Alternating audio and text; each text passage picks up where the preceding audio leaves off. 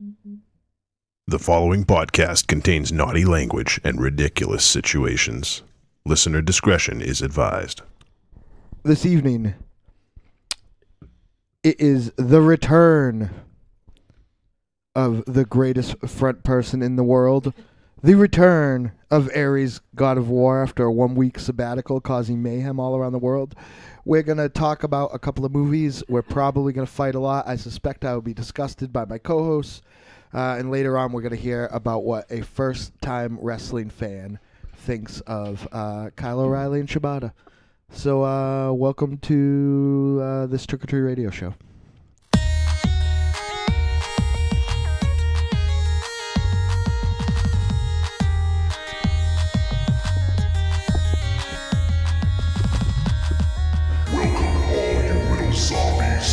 You're listening to Trick or Treat Radio, starring the Deadites.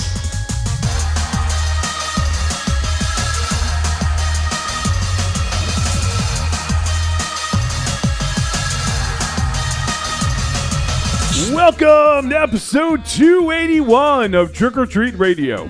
Trick or Treat Radio is a phantasmagorical spin kick straight through the heart of pop culture, navigated by the Deadites. The Deadites are the world's greatest electroshock band. We destroy monsters, we drink booze, we win championship belts, and we also have Deadites on the show from time to time that are not the normal ones. Right, Mars? Joint's rotten with them. There's normal Deadites? Well, yes, you. That's it. Fair enough. I have enough insight to dispute that. She's the white sheep of the family, I guess. What are you, the fucking pink sheep? I'm the sheep shit. He's Oreo, the Christmas goat. I love Oreo. Oreo was went over big. Yeah. He's huge. Everyone loves Oreo. Yeah, Oreo was over massive. Absolutely. I doubt she called in, but the Screamster unsolicitedly was complaining about Dominic the Donkey as well. So Oh, she does See? not like. yeah. That's right. She's smart. Yeah, but she didn't think it was because Santa Claus owed people money. Well, listen, he might. I mean, he has the gift of flight. Why does he need a fucking donkey to traverse? Travern? Because obviously the reindeer cannot climb the hills of Italy. But they can fly, though. They fly. They can like the vertical takeoff. Did you ever see that movie with Ernest? They don't have vertical takeoff.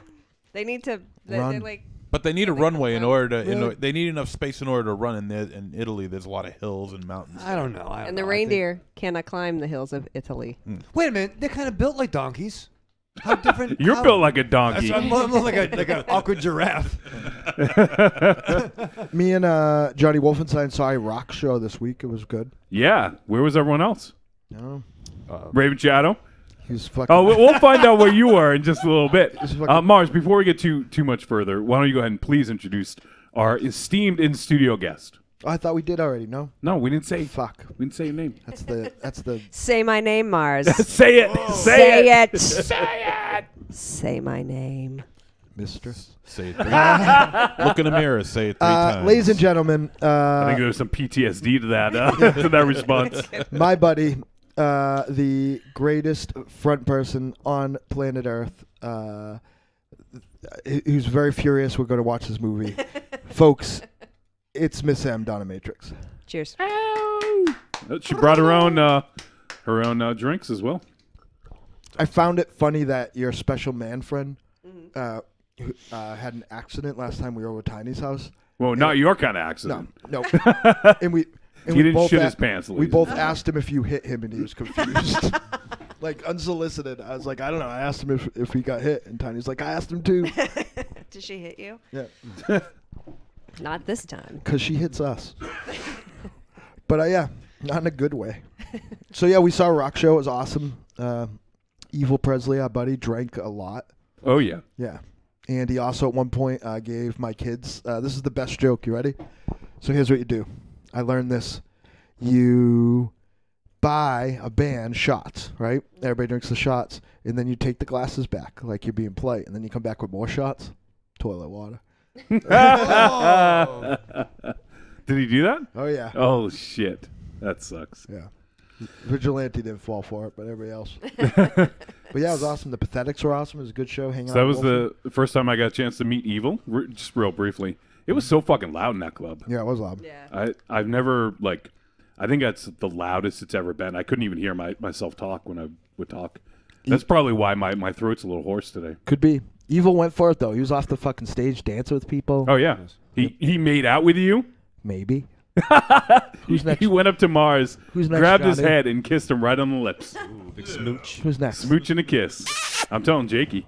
I was asked what's in the flask, and the answer is Maker's Mark because someone drank all my fucking Basil Hayden and left the empty bottle in my cabinet. Who did Really? that? I don't know. It was probably you. It's not me. I don't leave an empty bottle, my friend. I don't remember doing that. It was a drunk cat. So tonight we'll get down to what we're doing, and I want to talk about some stuff that's going on in the upcoming weeks. But tonight's show, we're reviewing 2 films. We're going to be first talking about the latest film from Darren Aronofsky, Mother, and then we're going to be reviewing The Villainess, a South Korean revenge film. And we got some voicemails. The question of the week was, I didn't get the question out until later in the week, so we may not have that many responses, but who is your favorite on-screen villainess? So if you guys have any thoughts, save them until the end of the show, and we'll talk about those. And also, I want to talk about this coming Saturday. On Saturday, December 16th at 8 p.m. Eastern Standard Time, we will be having a spoiler-filled discussion about Star Wars The Last Jedi. So if you guys want to, come join us. We'll be streaming it live on trickortreatradio.com from 8 p.m. till probably about midnight. We got some star-studded guests all lined up. Dynamo's dying. Yep. So we have some star-studded guests. I'm really excited to talk about this. We've done it the last 2 years for the Force Awakens and also for Rogue One, and it was a blast. So we're going to do it again, 3rd year in a row. And if you guys haven't seen it by that time and you can't tune in live, we probably will put it out on the feed. We did the last 2 years, so if there's enough want for it, then we'll put it out there in the feed. That way you guys can listen to it when you want to. Because I know not everyone can get out to the theater in the first day or two, right, Raven Shadow? Right. Why can't you? I got things to do. Like what? Well, no, I really don't like seeing movies like opening Why? night. I just don't anymore. Why? It's just too much. I get anxiety. Listen, man, if you went to a movie with him, it's stressful. like on a Thursday after it comes out, it's stressful. Not as stressful as going with you. Why? What do you mean? Thank you. Raven Shadow, here's what you got to do. Yeah. Go to one, there's a theater near us. You can buy the seats ahead of time, so you reserve seating, and you can get dinner and drinks there. See, here's the thing. I don't like that. Because Why? then I get anxiety too, where like I don't know where I'm sitting. I don't have the. No, you do. You pick your seat. Yeah, but I'm not in the room though. Yeah, but you look at a map and you pick your seat. But he gets very nervous when that map comes up. Oh, what if I picked the wrong seat? Yeah, like I like to go in and see who's there and be very tactical. Yeah, but what if it's fucking sold out? Are we looking and at this you're from like the last 2 people there? I mean, is this map from the front or from the back? I don't know where I'm going to sit. Yeah, I don't know if the Beastmaster's behind you're door not- number 2. I don't know if there's. Well, you're not good with quicksand. geography, as indicated when you tried to point out Ohio on a map before. Ohio isn't even fucking real. That's not even a real thing. That's where my boyfriend is from. Yeah, well, he might lie. No, I get very I do my own tradition because. Yeah, but I don't get it. You look at a fucking map and you say, I want those 2 seats or that 1 seat. You pick it, boom, you buy it. Those are your seats. Maybe you should get yourself a GPS for something like this. Well, I have a Whoa. GPS. Jesus Christ. You all right, Aries? What? My God. God damn. Aries, our new tag team name should be the Plague Dogs of War. The Plague Dogs. of War. But no, I like to go in and see it from a whole, very much like a. You liked when I worked at the theater and we got to see movies for free with no one else there. That was great. At nighttime, you and I by ourselves. He didn't even have to fucking walk through the theater. He had to walk through those secret movies. Wasn't it romantic? It was. No, we did have this seat. Sounds very special. Well, it wasn't just us. I'd invite everyone. I don't think you ever came to see a movie with me alone, did you? Me? Yeah. All the time, dude. I never got invited. I've never seen a movie with you alone. We've seen movies Well, we can together. change that. We've gone to the movies together. Yeah, we have, yeah. Yeah, we've done it. I'm pretty sure I used to invite all you guys to the theater when I worked there. I went and saw The Man with Dying Mask with you. Sorry I didn't pick a better film to invite you to. So, Yes, so the Star Wars extravaganza, the Star Wars special will be on the 16th. Come join us live, and please let us know your thoughts. If you get a chance to see this before we record, send a voicemail, preferably, or you can do an email, but we prefer voicemail, to podcast@trickortreatradio.com. We want to hear from you. We want to hear your thoughts on the film, your crazy fan theories, what you might think will happen in the next one, just anything, any crazy thing you want to talk about. Please be our guest, and we'll play it. No, Mars, what are you doing? He's doing the fucking hand signal again. I don't mean to. I get tired when you don't Jesus call Christ. Well, I gotta finish. You should just ignore him and let's see how long he lasts. Well, he's got more stamina than you. It's So. true. You failed your stamina roll. Yes, Mars. Let's get down to brass tacks. When's the Beyond Skyline live special? Yes. It's going to be on a normal episode. Oh, fuck. That's all I care about. I don't care about Jedis. I don't care about Wookiees. I just care about Rama fighting aliens. Well, he's not going to be Rama in it. He is in my world. It's going to be Rama and Mad Dog and Frankie Grills fighting aliens. East of Atlanta says, I promise you, Ohio is real. It's true. She's there freezing to death. Oh, geez, yeah. She's got a nice like Princess Leia racket. Jacket. Whoa, what? What? Princess Leia rack? No, racket, I said. But I meant to say jacket. What? She played tennis? Yeah. Was she Jim Cornette? You guys don't understand the amount of cough medicine I'm on. Well, How pass much? up. Tell us. Like a fucking lot. All right, so we also have, at the end of the year, we're going to do our year-end episode. My least favorite Where- show of the year. We pick the top 13 films of the year. Looking forward to that. We're going to try to play some catch-up on a few that may make the list. Well, you're pointing at Raven Chatham. Yeah, he fucking ruins it every year. Listen, Ms. Matrix, you're a physician and you do medical field And a stuff. musician. And a musician, and you're very smart. And a lawyer. And a lawyer. So if you have a top 13 films Mm-hmm. and you judge your criteria based on films you watched over the course of the year, Mm-hmm. isn't it fair, by habeas corpus, that you should be allowed to add any one of those movies on your list? Right? Like if You lost me like 10. Like, She's looking at you like, Alright. what the hell are you should talking any about? movie we watch be eligible to be on the list If you've watched any movie this year for the show? for the For show, the show, yeah. then that should be eligible for your list of 13. But what if it movies came for out in the 1940? Did you watch it for the show? Not Answer the really. question. We watched it for the Wednesday Night War. No. no, that's still a show. It's still it's in canon. See, now you're confusing everybody else doing what you do. I think we should go back to when Ms. M said yes. If we watched it for the show, I'm supporting your argument. thank you. My special lady friend bought us cupcakes today. Thank you. They're all Christmassy. She's awesome. She's just said she wants the Rudolph, I think. It's ring. Wait, she wants the cupcake or she just wants the I don't ring? know if that's Rudolph. I think it's Oreo. Could be. That is not You don't Rudolph. have a His red nose nose. is not red. East of Atlanta says, "Oh man, has Raven Shadow seen Dale Tucker Must Die?" Yes. She says Dale Tucker Must Die is going to be his number one again, 3 years in a row. Yep. Not Tucker and Dale must die. Also, I want to give a big shout out to Corny and Julie Meow Meows in Alabama Yeah. for making things right. Thank you. Yeah, they whooped everyone's Thank ass. you. You better fucking vote this way. And Julie Meow Meows says, "My mom said Doug Jones won because all the women who were groped by Moore voted for Doug Jones." I think That he, makes sense. That kind of does make sense because most of them aren't old enough to vote yet. Yeah, true. I think he won because he's a fish man. You know, Thank it's one. I love it. I love the fact that he was ape sapien. I love the fact that he was that he was. He was in that prison movie with was in that- yeah. Zoe Bell. Yep. Yeah, he was in the prison movie with Zoe Bell, and now he's the senator of Alabama. You know, good for him. I know everybody doesn't believe in spiritual stuff and supernatural stuff as much as I do, but also taking into consideration it fucking snowed there early in the week. I think It some snowed in Austin, Texas. I think some higher powers like, dudes, Yeah, I don't. I will fucking bring hellfire upon you if you fuck this up. So they froze him out. So what happened is a lot of the people in Alabama that weren't smart enough to vote froze to death and died.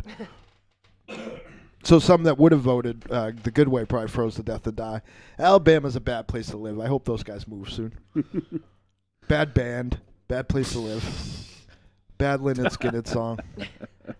I love Julie, but... Whoa. Not That's a like married woman. Wow, that's my favorite kind. Relax. As well.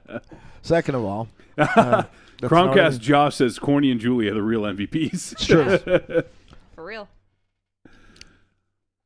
And Corny and I are gonna run for president soon, so at least we know we'll win. That's true. Yeah, down that way. Yeah. It's a blue state now. What do you? It's really maybe not quite purple. No, yeah, it's like It's like a. it's like the a color of this lavender microphone color. box. Yeah, it's about Yeah. that. It's like a deep lavender right now. Corny. Excuse me if I have to mute and cough. I've had this. I think I. You got a mutant cough? Yes. I think I do. I know. I think it's. I got a gig on Friday. If you guys fuck me up, I'm for not that, sick. I'm gonna I just start have. slaughtering. I don't you. all feel. these assholes. I don't feel sick.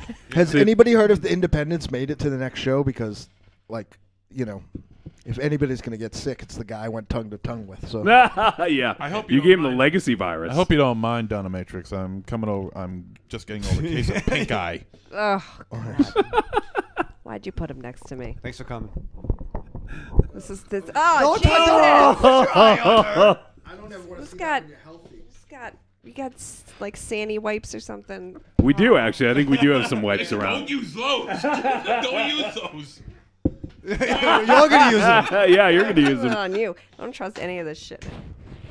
How long are things contagious for? Because I started mine on Saturday. Oh God! Till you're not sick anymore.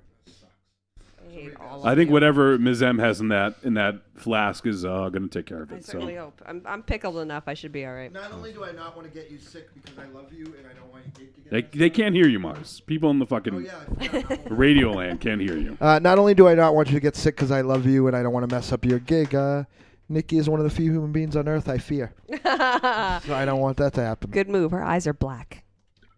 Nice. You know what I recommend? Terrifying. She got a movie recommendation from me the other day, and the conversation went, I need a revenge movie. And I said, I just watched a revenge movie. And she said, I'm watching it now. And then I didn't hear from her, which makes me think she didn't like it. So I'm on the DL. All right, one other thing I wanted to mention before we forget, and maybe you want to mention something too, Mars. We did lose two musicians today, unfortunately. Yeah. One of which, who was one of my favorite vocalists, actually. If you guys have ever heard of the bands Sanctuary or Nevermore, they're metal bands. Maybe not everyone's familiar, but Warrell Dane had this amazing range. Like he had one of the craziest like octave ranges that you'll ever hear in metal. And the dude was, he had his issues as a lot of musicians do, but he was very inspirational to a lot of people and wrote some amazing music. And for me, it's kind of a big one because I was a big fan of both of those bands quite a bit. So it's a shame we lost Warrell Dane, great singer at the age of 56. Jesus. Yeah, they had. I guess Heart they had it. attack. Was it you that told me that they had the YouTube? Wikipedia. Yeah, Wikipedia erroneously listed his age, so people were thinking he was 48. But I mean, whatever. 56 and 48 isn't that big of a difference. No, but no. Damn it. but still, I mean, he had a lot of stuff, a lot of struggles with drugs and alcohol over the years, and I'm sure that didn't hurt or it didn't help. I mean, Yeah. but yeah. I feel like there are a lot of bands now, metal-wise, that people like, that they don't know how big of an influence he was. Yeah, for sure. Yeah. So, or those bands too. And- Those bands were like always bands for me that were like bubbling just beneath like the surface. Mm-hmm. So it's a kind of a sad loss for the metal community. So, did you want to mention the other one, Mars? Yeah, it's I've always said his name wrong. This is a band that I initially didn't like, but I learned to love them and have such fond memories from driving around with our buddy Slacks. It was a band that he loved, and unfortunately, and this guy this was a weird one because he looked exactly this way in 1987 and in 1997, and probably if you saw him a few days ago, he looked the same. He's kind of one of those timeless guys, but I'm going to say this wrong, and I've always said it wrong, but Pat DeZino of the Smithereens died, one of the most distinctive voices of the 90s and 80s. In a pop band that I think was really influenced. Like, granted, the band has a big pedigree, but every time I hear the Foo Fighters, I always think the Smithereens. So, Really? yeah. So I'm not a huge Foo Fighter fan. I like them. I like them more as someone else's band. Like I have a show where they back Diamond Dave. Oh, good. And I have a show where they do a whole Thin Lizzy record. I like that very much, but I don't love them a lot. But I love them a lot. really, Yeah. I don't dislike them. I just never. I think that there's also a little bit of a. Ms. M likes fresh pots. I can't. too. I can't. They can't. He all but said hooray for me. Celebrate me. I was like, fuck, that's my line. They can't. Maybe can't get some of that Nirvana stink off them for me. So, like, I'm probably biased. Why is this guy so happy? I don't believe him either. Why the long face, Dave? He's a horse demon. I know it. Jesus. But his best friend, that drummer guy, that blonde guy, he's real handsome. Oh, he's so nice, Taylor. He was in He's the hugger. shit. What was that band? Like mid '90s, Sunny Day Real Estate. That's it. He was in that Another band. band that a longtime mutual friend of ours used to give me a hard time for not liking. Who also likes the Foo Yeah, Fighters. I like so those. I like those dudes. They're fine. That's all my special lady friends' music. I don't know if you know this about me, but I usually like bands that don't have guitar and singers that dress like women and sing in a very low, sad voice. Yes, I think we know that. Except for fucking Morrissey, he blew that for me. Oh, Fucking jerk. dick. All right. I thought there was some other stuff we wanted to get to, but I don't remember. We have a lot to talk about tonight, so I want the intro to be kind of briefish. So Not like last week. right. I think we actually I think we ended up talking about Better Watch Out for like an hour and 20 minutes. It's true. So we did like a 40-minute review and then a 40-minute spoiler review. So Yeah. And then we also heard all about the Ultimate Brouhaha. yeah. All right. So we'll go around and introduce everyone. Then I'm going to ask you about what you were doing on Sunday Raven Channel. Okay. So I am Johnny Wolfenstein, the pencil pusher and producer media for Trick or Treat Radio, the Deadites, and the Grand Guignol Network. And we also have the immortal gunslinger, singer, and lyricist for the Deadites, Dynamo Mars. Hi, everybody. The vulgar guru of horror, star of Blood Pig's Fetus, and the upcoming Morbid Tales, one-time contributor for Horror Hound magazine, Monster Zero. Ahoy, hoy. The Triumph Riding, stage directing, chief of security, Ares, God of War. Hi. And America's Sweetheart. I got to add that so I don't forget. Because despite what you say, you're America's Sweetheart. You All right, well, I sweetheart. guess that's it for Hey, all that's the... not how you do it. What? Don't embarrass me in front of Ms. M. He didn't bash you, he's dissing you. I see you dressed up for me tonight. Yeah, see? You wore colors. Yeah, See? yeah. Professional. I picked up on it. See? We also have the chain-smoking, hand-kissing, baby-shaking, lorazepam-loving, former comic book reading nerd, the official smoke chamber for Castle Wolfenstein, the Pimper Promotions, the Italian rapscallion, and the Parisian Bruja himself, Michael Ravenchannel. That's right, Johnny. You did a good job with that one. Al Cool. It's Alvin Cole. It's Rachel Cool. Rachel Cole. Once again, Ms. M's here. We're not talking about... Raven Chow, that's a bad name. It's not a bad name. No, it's really bad, actually. No, but it's not really it's bad. not A-L Cool. It's A-L-K-H-U-L. It's Alabama Cool. No, it's like it's Yeah, but it's Pakistani. It's Ravenchannel. cute. So when you like when you play Vampire the Masquerade and someone's like, "Hey, what's your name?" You're like Al Cool. Then they start laughing at you. You're like, no. It's AL-KHUL. Like, do you have to like qualify it? No, It's It's JEFFJA. Double. no, because Parisian Dracula's are fucking smart, not like you fucking Americans. That's funny. They Raven start, Shadow. They start laughing at you.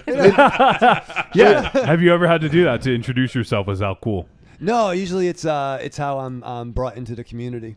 Raven Whoa, Shadow. whoa, what community? The Vampire community. vampire community. So Oh, sorry, what the kindred. So how do people introduce you? Well, they'll say this is Al Cool. This is Al Cool. Raven Shadow. He spells that AL-KHUL.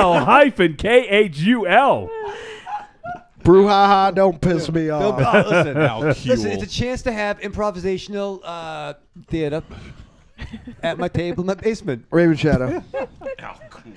I had a character in 8th grade named, you ready? Named Sarama Kim. That everyone at the table made fun of me that was my character's name because it was just my name spelled backwards. Oh, right? that's pretty good. If you were at the table, the fucking heat would have been off me entirely. What's Michael Ravenshadow backwards? You don't know. That's tough. Almost sounds Klingon-ish if you think about it. Aries can. All right, Ravenshadow. Yes. You were not at the independent show. I was not. I was expected not. you to be there. I want to be there. I want to see Evil. And Yeah. Why weren't you there? Because we going over last week. And we don't have to talk about it with Ms. M here. Is Yes, the we do. fact that I had the last game night of the year. We did the. Oh, the end of the season. No, just a break. It's Oh, a break. oh. Yeah, no, because we're in mid. Oh, it's the mid-season finale. It was the mid-season finale. Did anyone die? No, well, it was extra 15 Girl! Are you on winter break now? minutes. We went to break. Yeah, we're coming back. Semester break. Did you take your finals? Midterms. How are your grades? Did you have to bite bad. someone for your midterm? Yeah, no, we had to Show how you bite? We did a little gift exchange. It was nice. We had a little Dracula Secret Santa. You know, I was at the Halloween speakeasy this year, and one of the haunters that we had hired came up to me and asked me if these were my real teeth. Oh, I was going to ask if something else was real. No, they're real and they're spectacular. Yeah, is that what you said? But, That would have been awesome. but these are my real teeth. They can pierce skin. They're really fucking sharp. Nice. And I was born with them. Don't piss her off, Yeah, don't piss her Ravenshadow. off. I'm not trying to. Your mic's not on. I can't even. Maybe because I have cupcake in my mouth. That's good. Oily Maniac says, I would pay to see Ravenshadow vampire LARPing. No, it's quite a thing. Maybe we should live stream. So I almost spit whiskey out my nose for that. Chromecast Josh says your name backwards would be Wodash Navar Leah Kim. That's pretty good. I knew it's Leah Kim because. Yeah. How do you spell that? I was 14 years old. Chromecast Josh says, ugh, don't talk about final exams. Tiny's character was named. Was it Raven Shadow? I wonder if that's where I stole it from. Oh, Jesus. I'll have to ask him. Tiny Raven. So Tiny had a family of characters that he would play. That's how nerdy he was. He had Minuscule Oh my Blanco. God. he had Q, who Oh was my the God. bard.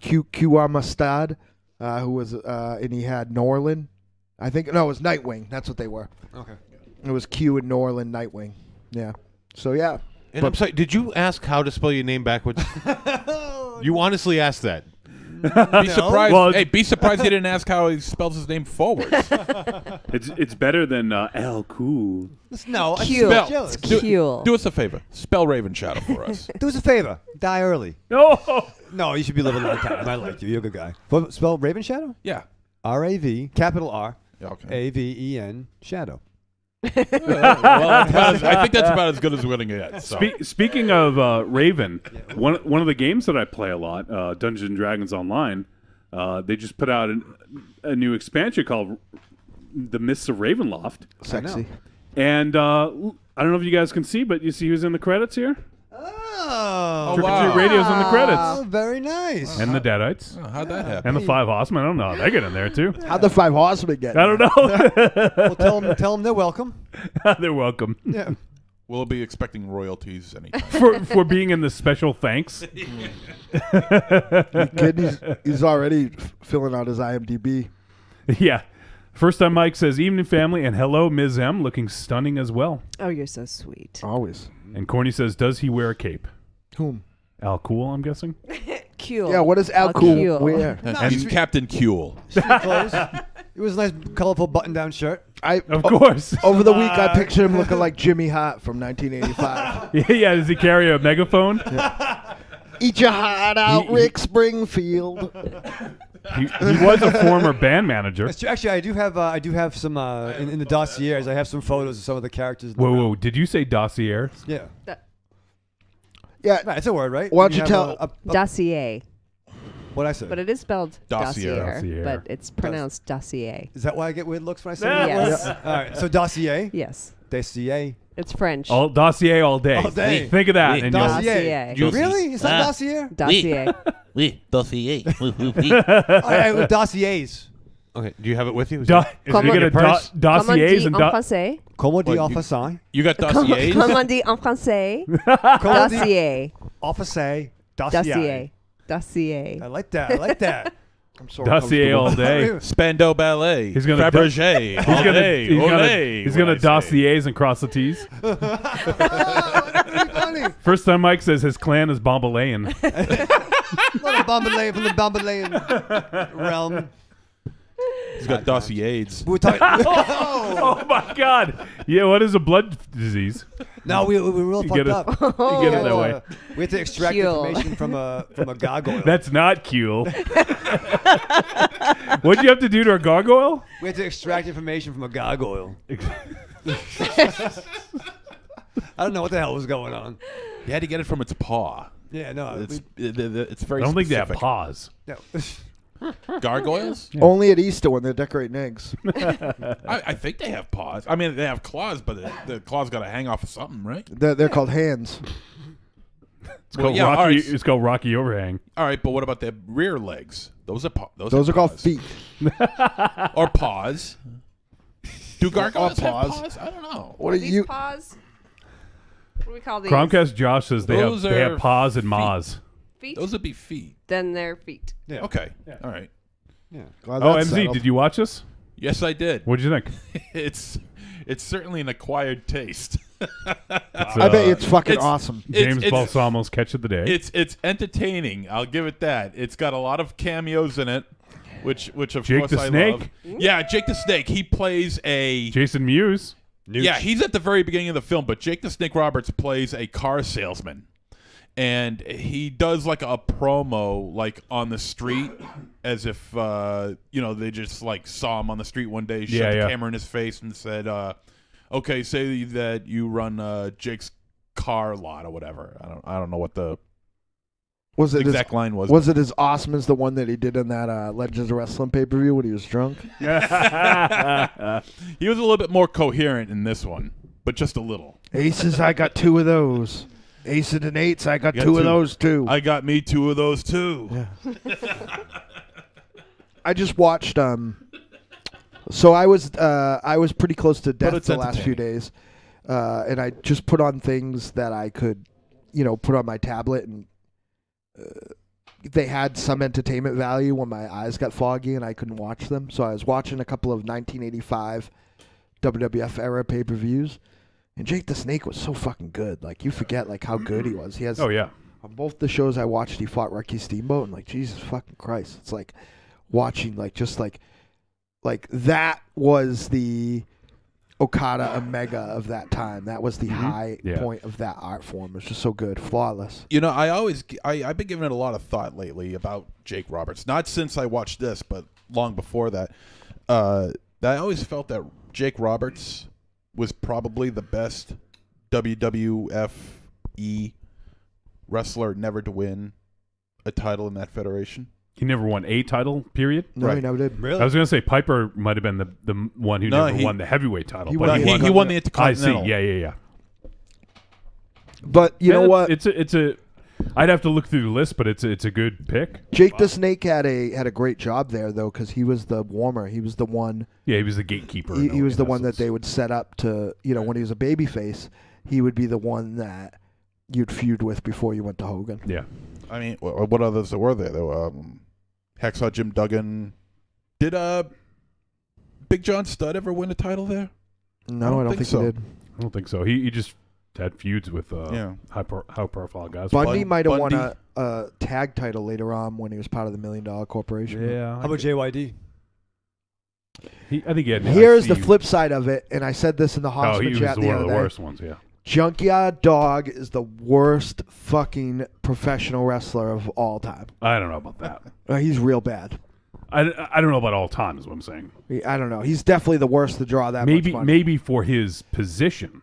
Like if he wasn't protected, he was so bad that in a tournament, you know how in a tournament inevitably the psychology is the heel gets the bye, Yeah. so he's fresh. I watched 2 different tournaments recently where Junkyard Dog got the bye because he couldn't work. Like if they put him in a match with somebody else, he couldn't work. He had to be fighting like an elite fucking professional wrestler.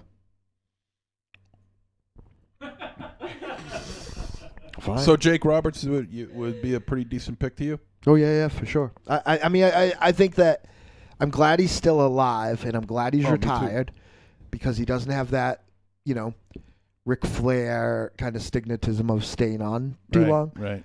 But like, man, he was just so fucking good. He Like, was. He sold it so well too, man. Tiny and I would often watch this match when it was WWF 24/7, like before it was like a app, like when it was a paid channel. We recorded a match that was Roddy Piper versus Jake Roberts from Carolina. It looked like a fucking pit fight, like some of the best looking working punches ever. So good. A couple comments in the chat room. Corny says, does Raven Chow's wallet play a character in the game, or is it a weapon? And then Julie Meow Meow says maybe he flies around on the wallet like the Nimbus on Dragon Ball. Ooh, Jack be Nimbus, Jack be quick. And First Time Mike says his wallet is vast, it contains multitudes. It is also +5 Warple. I don't really.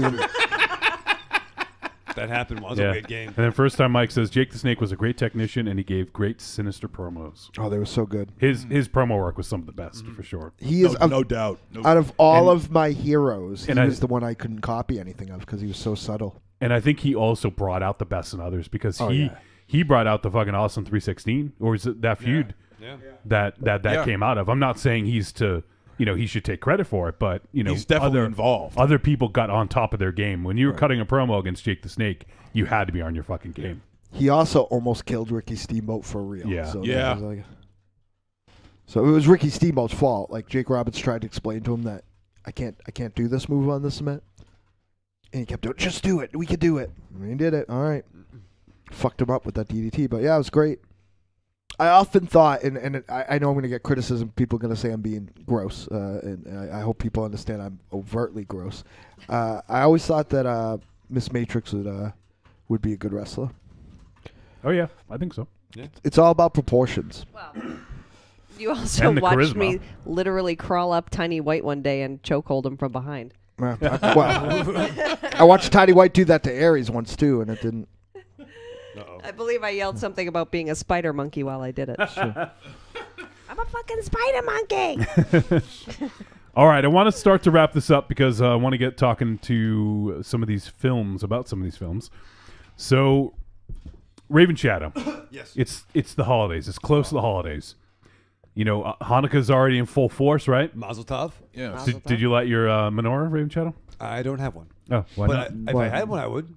Wow. Since I found out what an I'm anti-Semite. I'm not Jewish. I am though. Since I found out I'm 1% Jewish, I accept all gifts. All gifts, yeah. I Okay. love it. Are you For 8 1% days. everything? Shit, Yeah, it pretty reminds much, me. yeah. I actually had gifts for some of you guys. I forgot them. Oh, some? Yeah, I could have been a Hanukkah gift. Did you tell Yeah. Monster I'll Zero? have Did you to tell do it Donna next week. Matrix where you're from? Don't tell her that. Oh, no. We don't. Seriously, we don't have to tell her. rehash this. No, She'll enjoy it. it's not where he's from. He did a DNA test. No, he said he's from there. He's not. We're all from there.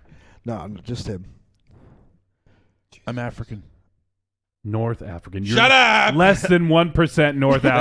That's right, and proud of it. Why you always got to bring a brother down? Oh, Ms. Ms. is M. not going Oh, to placate man. you. Ms. M, that is the cradle of civilization, right? Yes. Yeah. Thank you. Or the dreidel Yeah, of well- civilization. Yeah, well, until Tie your it in. I think Yeah. that's the episode title. yeah, well, until your DNA tests say otherwise, I get bragging rights on this. Thank you very much. Good night. Good night. Can you choke him out? Show us Tenny's Tiny White. If I took a DNA test, know what I'd find out? What? I'm your dad. Yeah, don't. Oh, God. Yeah, don't bring If a I- black if I light wanted to to your be DNA test. If she wants to pretend I'm Tiny White, I'd have to lose about 100 pounds and about 100 IQ points. Or Whoa. gain. I meant gain. Yeah, gain, definitely gain. gain. Gain 100 Hold IQ on. points. Either way, Monster Zero. I actually want to take a DNA test. Will you do me a favor? What? Will you bring a set of your sheets over here so I can? All right, let's go on. So, Raven Shadow, if people are going to buy presents, they should do it on Amazon, right? Yes. You know why? Because Well, no. You're supposed to say why. What? why? I don't fucking know. I didn't use Amazon. What is that? The Wonder Woman? I don't fucking know Amazon. From, you know. You're like themascara.com. Yeah, I don't know. Hippolyta. You know. At least you What? said that right. I'd like to meet her. It's Hippolyta. I don't think so. You just, It's you're Hippolyta. just trying to be contradictory. Isn't it? It's Hippolyta. So You just made that a 4-syllable word somehow. It's not Hippolyta. Contradictory. Hippolyta Jones. Raven Shadow, Yes. if folks are going to use Amazon, they should use our link. Go to trickortreatradio.com, click on the Amazon logo. It's going to bring you right to Amazon. It's going to put in our code, and everything you purchase in that session gets attributed to us. It doesn't cost any extra, Raven Shadow. But it helps keep the lights on. Yeah, that's right. So when you guys are buying presents, you may have already gotten all your presents, but if you haven't, or if you get some gift cards after the holidays, please use our link, and we get a tiny little cut for directing you there, and it doesn't cost anything else. No, it's just It just helps. It's It helps. almost free. It is free. From me, I think you've earned an entire $1.05. Thank you, Ms. M. Hey, I'll take it. Since these jabronis don't contribute. Well, I don't shop online. Well, I'm just talking about in general. Mars probably keeps the Amazon thing going. MZ, have you ever bought anything on Amazon? No. Never? Actually, Wait. no, that's not entirely true. I have. Did you use our link? No, because Of course not. No, because the show didn't exist at that time. Wait, how do you buy all your fucking Transformer dolls? eBay. No, through my favorite toy site, BigBadToyStore.com. Shop at BigBadToyStore.com for all your toys. Go to BigBadToyStore.com. Rib Job, you ever They're- bought anything on Amazon? They're all No. adult toys. Yes. Not like vibrators or anything like that. Oh, okay. No, but A New Hope does, and she plugs. she helps us out. Oh, okay. Thank you, New Hope. Oh, I might be able to see some of your presents then if Oh. I can see what people buy. I don't know who buys what. I wouldn't look. That could be Yeah, embarrassing. I'm Yeah, not it gonna could look. be- Yeah. You could be buying I could or change buying some- them thong underwear with Superman logo on the front. Yeah, if there's Don't anything, fucking ruin it, dude. if there's That anything little with a cape. Superman logo. Yeah. Got a tiny little cape hanging over the ass. Wait, no, you did have fucking underwear like that. No. You did. He did. Remember the pocket? Yes. The pocket was in the front. Yeah. It was at the fucking manor back in the day. Yeah. It was long underwear, and he They had a fucking cape. and it had the fucking Superman logo right where his balls are. And he comes down, he does the fucking crotch chop for about 10 seconds. Aries is not amused. I think Joey Tron's dad was there that night. I think Oh yeah. I still have those. Do you really? I do. Yeah. I'll have to bring You them. mean you're still fitting those? I mean, that Yeah. was like 15 years ago. I'm the same size. Yeah, he probably lost weight, if anything. Yeah. I'll bust them out. East of Atlantis says, poor Aries. Hugs to Aries. Oh. What? I guess you, I don't know, you look sad. Maybe you look What like did you I need a do? hug. Are you sad? You look a little perturbed, dude. Yeah. Oh, gassy. You little gassy? Yeah. Well, Yeah. he's mad Do because you he need a was fart? sitting next to me and then he wasn't sitting Yeah, next to me. yeah. That's fair. Yeah. Yeah. You get Monster Zero. All right, so also, if you guys want to do some live streaming, you can go ahead and use our friends over at Make Some Noise. Split. Thank you. Use XSplit for all your streaming needs. You can find a link to it on trickortreatradio.com. And then also, if you guys want to buy the Volume 3 Greatest Hits of Trick or Treat Radio, go to trickortreatradio.com, click on the image of it, and bring it right there, and you can buy that. $3 helps us out once again, pay some of the bills, and you get some of the funny clips over the years. And also, if you guys want to buy T-shirts or any other of the digital content that we have available, you can do so in the store. We'd appreciate it. And also, we did get let me pull it up, actually. We got a 5-star review recently. I want to continue to make that push. So if you guys have never left us a 5-star review on iTunes or Apple Podcasts, I should say. We're begging you, please. Has We're not everybody here done it? begging. Yeah, has everyone here fucking done it? I don't use iTunes.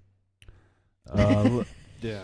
So I'm no. having an iTunes issue right now. You sound Yeah. embarrassed by that. No, she's a communist. I don't That's care. why. All right, so Yeah. this is from Lando Dent.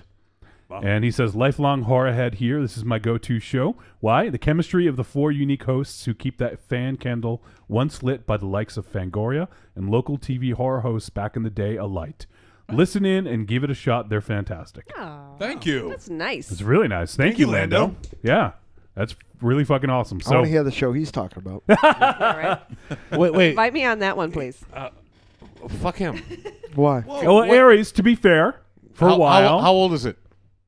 Well, it just was written, Well, so fuck him. but you've been back for a few weeks. Yeah. It was written. It was probably written last You were week. go- so you were gone. You weren't here.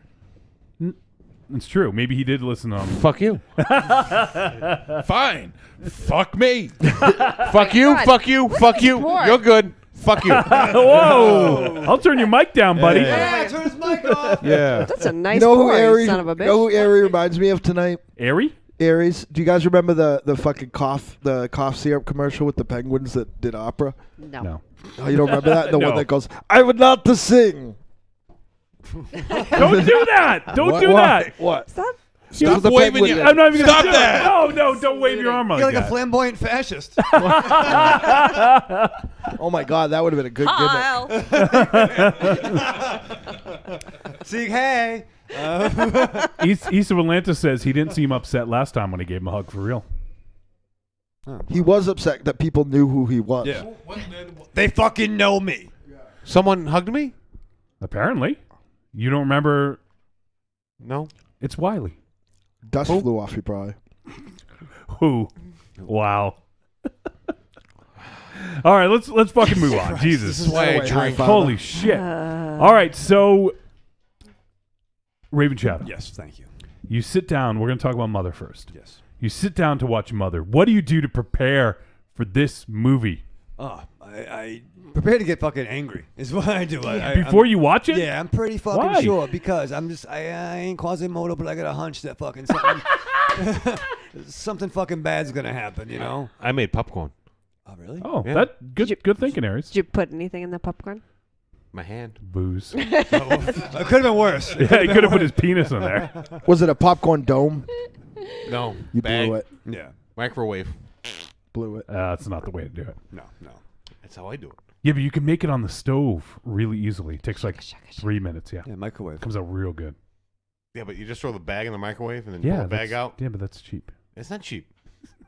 All right, go ahead. Thank you. So after we have the popcorn, and then And this intro's so fucking long it is, already. I wanted to I know. stop. You wanted to go? We wanted to be done?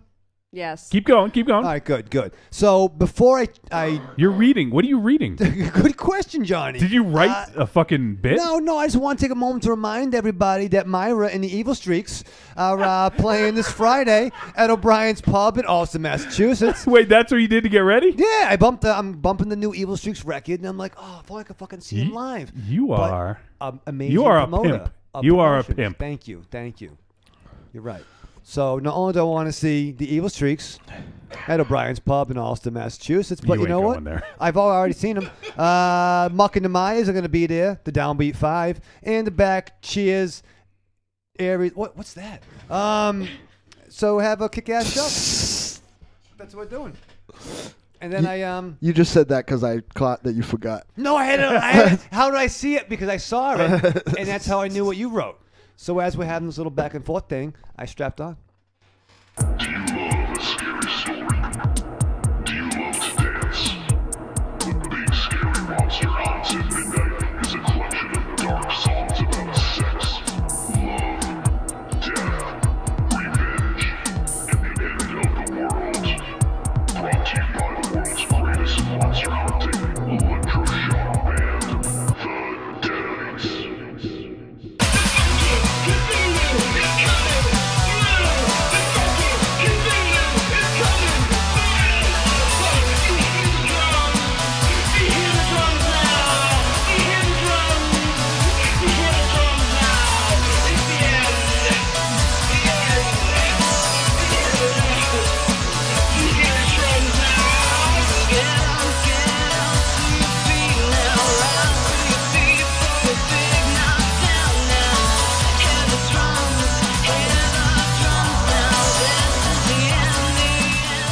Available on iTunes, Google Music, Amazon, CD Baby, and all other digital distribution This is Chocolate Beast. And you're listening to Trick or Treat Radio.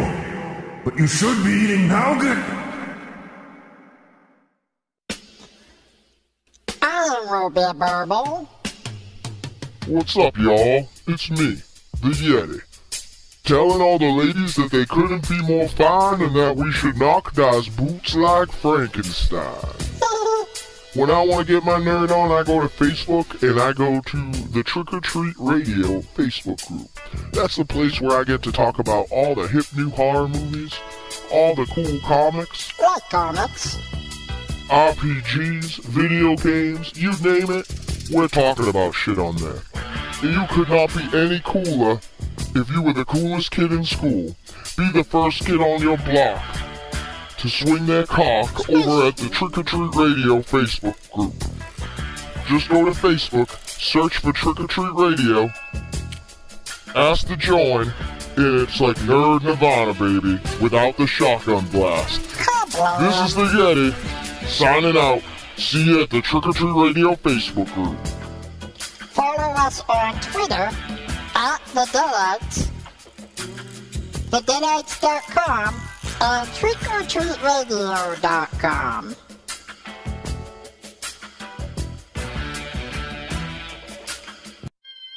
Hello, this is the Sasquatch, aka Bigfoot, but you can just call me Frank. And when I'm not stomping around the woods throwing rocks at hunters, I like to listen to the Paranormal Punchers podcast. That's right, Paranormal Punchers. They talk about all things paranormal, and they're hilarious. Go find them on iTunes, Stitcher Radio, Google Play, and ParanormalPunchers.com. I'm Alex West. And I'm Andrea Subasati, and we're from the Faculty of Horror podcast. And you're listening to Trick or Treat Radio.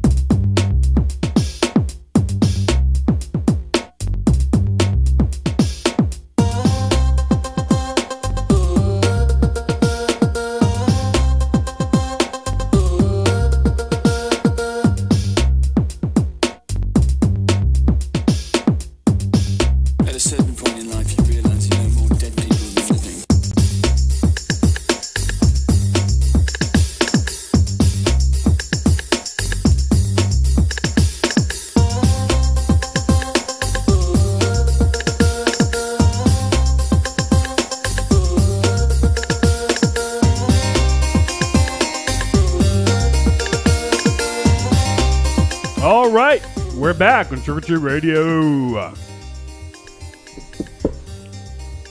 Hey. Hey. All right. We are going to talk about Mother. Tell your children not to walk my way. All right. Mother from 2017. This film is rated R. 2 hours, 1 minute. It's a drama horror mystery. Written and directed by Darren Aronofsky. And it stars Jennifer Lawrence, Javier Bardem, Ed Harris, Michelle Pfeiffer, Brian and Donal Gleason. And that's about it. The synopsis. A couple's relationship is tested when uninvited guests arrive at their home, disrupting their tranquil existence. This might be one of the toughest movies ever to synopsize. Because I don't think that synopsis... that doesn't... It doesn't really do it No. justice. Not even close. No. But, I don't know. I wouldn't know how to synopsize this in one sentence. So, I guess that's as good as any. All right. I think it's a decent synopsis considering that, on its face level, on its Put you on your face level. on its cover, that's exactly what it is, but it's so much more than on the surface. on the surface Sure, is sure. what I mean. Yeah. Sure. I have all the best words. All right, so this should be an interesting discussion. We got the other guys coming in. Oh, good. Smokey Robinson and Smokey the Bear. Smokey the Bear. It is Smokey and the Bear for real. Hey! I realize which one of those I am. Roar. We're smoking the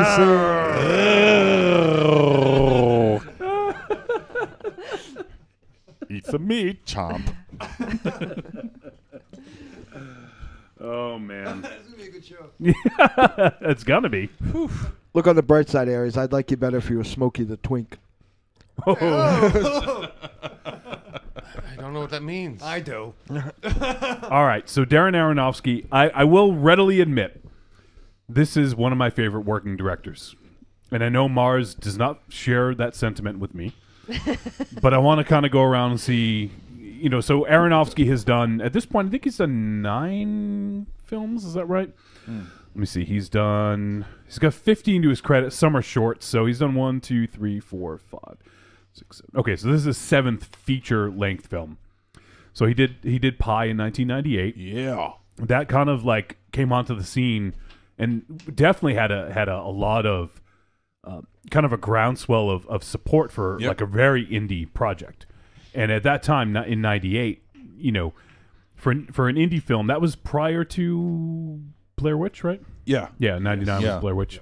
And not relating the two, but I'm but just after saying, Clerks, so the whole black and white experimental film idea was kind of taken off at that point. Yeah. So he did Pi, that was, pretty critically acclaimed. Very interesting movie. And then he followed up with Requiem for a Dream, which the feel-good movie of 2000, I'd say, right? Take the kids. Yeah, take the kids, take your grandparents. That is a fucking tough movie. That's it is. brutal. I think it's brilliant, though. It's an amazingly beautiful, dark film that I never need to watch again. Right, exactly. Yeah, Ellen Burstyn was fucking great. My heart broke for her in that movie. She was amazing. God, she was so good, and how she lost the Academy Award. She should have fucking too. won that. It's got Jordan Catalano in it. Yeah, but no, the Joker. Erin Brockovich was a great film. Yeah, sure. And then he followed it up with, it took him 6 years to make another film, but he did The Fountain, which, in my estimation, The Fountain is probably one of my favorite films of the last 15, 20 years. I think it's brilliant. The Fountain is good. I think it's brilliant. It's got one of the best, real good. One of the best scores I've ever heard. Clint Mansell fucking knocked that score out he's of the the park. fucking best, though. That's why. And then he followed it up in 2008 with The Wrestler, which I think it's safe to say that most of us on the show really love that movie. Yeah, it hurts my that hurts my feelings for a different reason, though. Oh yeah, it's a tough movie. Like all of his movies deal with, some heartbreaking, real pain. Yeah, absolutely. Yeah. I sat across from that person, even with different names, many Friday nights at the White Eagle. Like, it's just sad to see that, Yeah, and especially because a lot of us, we enjoy wrestling, we know wrestlers. It's kind of a heartbreaking movie because of that, I think. And then he followed it up in 2010 with Black Swan, another great flick, which may have been his most successful, I would say, most commercial, and probably successful.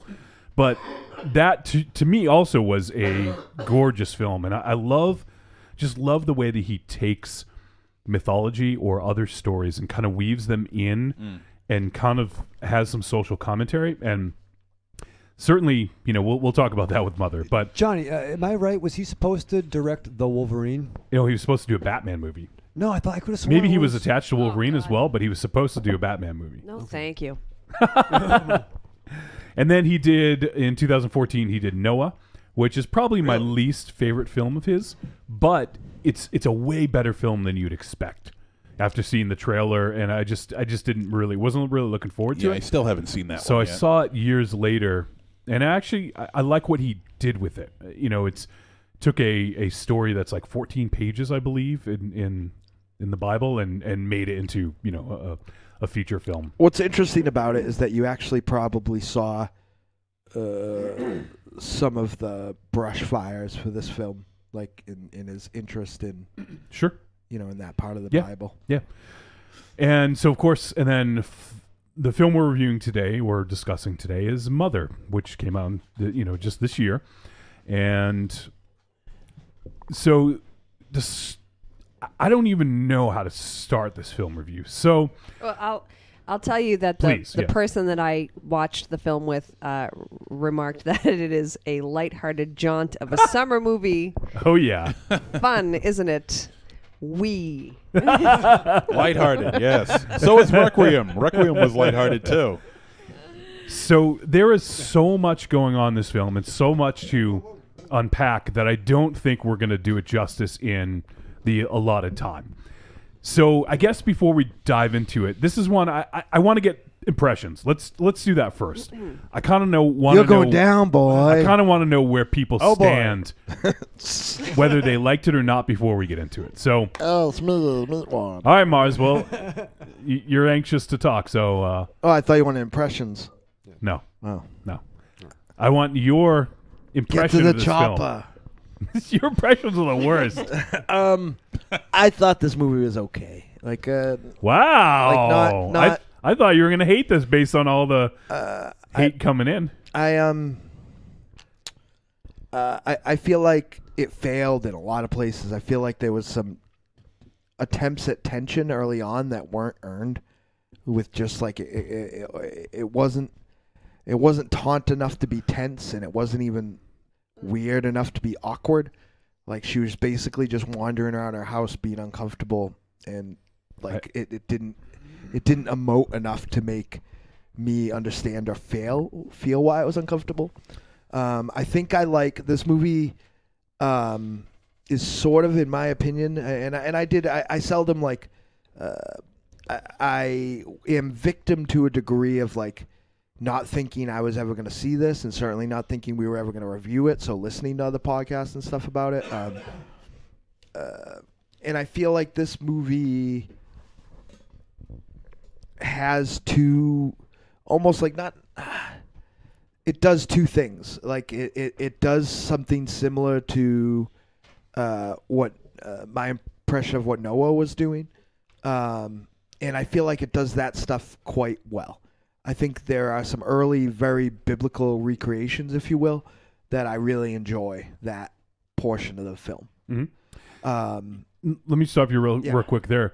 It's funny because I didn't see any of that. It's only in hindsight when I kind of researched it a little bit that I was like, holy shit.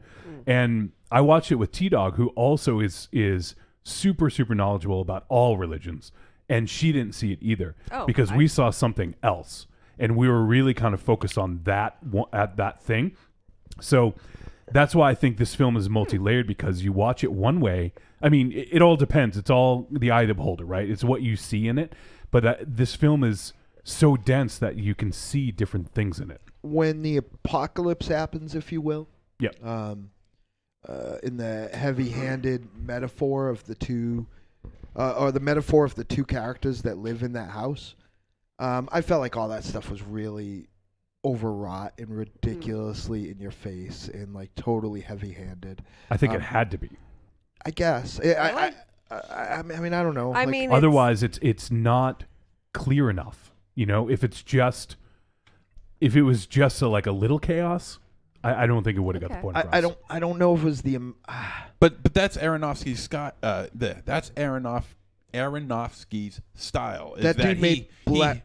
He hits you over the head, you know. He hits you over the head hard with his visuals and what the story he's trying to tell. I think after he made Black Swan though, and like which was at parts, maybe not the last 15 minutes, but at parts was like an exercise in subtlety. Like I think I just expected like perhaps that he turned a corner, and you know, and I didn't. I went to see Noah, but left, and I don't think it was because of. I don't even think I got as. I think something happened, like so, like I had a family emergency or something. But for the life of me, I can't remember what happened. I know I didn't see enough to be like, I went and saw that movie and left. Like, They can't even talk tonight. It didn't even rain yet. It was still sunny out. It was hot and sunny. You didn't even need to build the ark. but yeah, so I felt like that stuff was groan-inducing for me. Like maybe you're right. Maybe there isn't a way to do it, but that doesn't mean that it is. If you do it with subtlety, I just don't think it'll get it across. Yeah, you know? I mean, and again, you might be right, but that doesn't make. I mean, you know, there are a lot of things that I mean, we saw the Independents the other day, and they have a song which basically it's one of my least favorite songs by them. It's basically Evil just yelling "fuck you" like over and over again. There's not another way to do that song, but it doesn't mean that it's awesome, because especially not compared to that's the same band that wrote Dark Angel or Legion of Doom or some of these other great. Well, you could have a song called "For Unlawful Carnal Knowledge." Yeah. As an aside, my comic book writing partner, Jenny Isme, almost divorced me when I wanted to name the first issue of the Deadites comic for Unlawful Carney Knowledge. Yes. That's pretty good. Yeah, she didn't think so.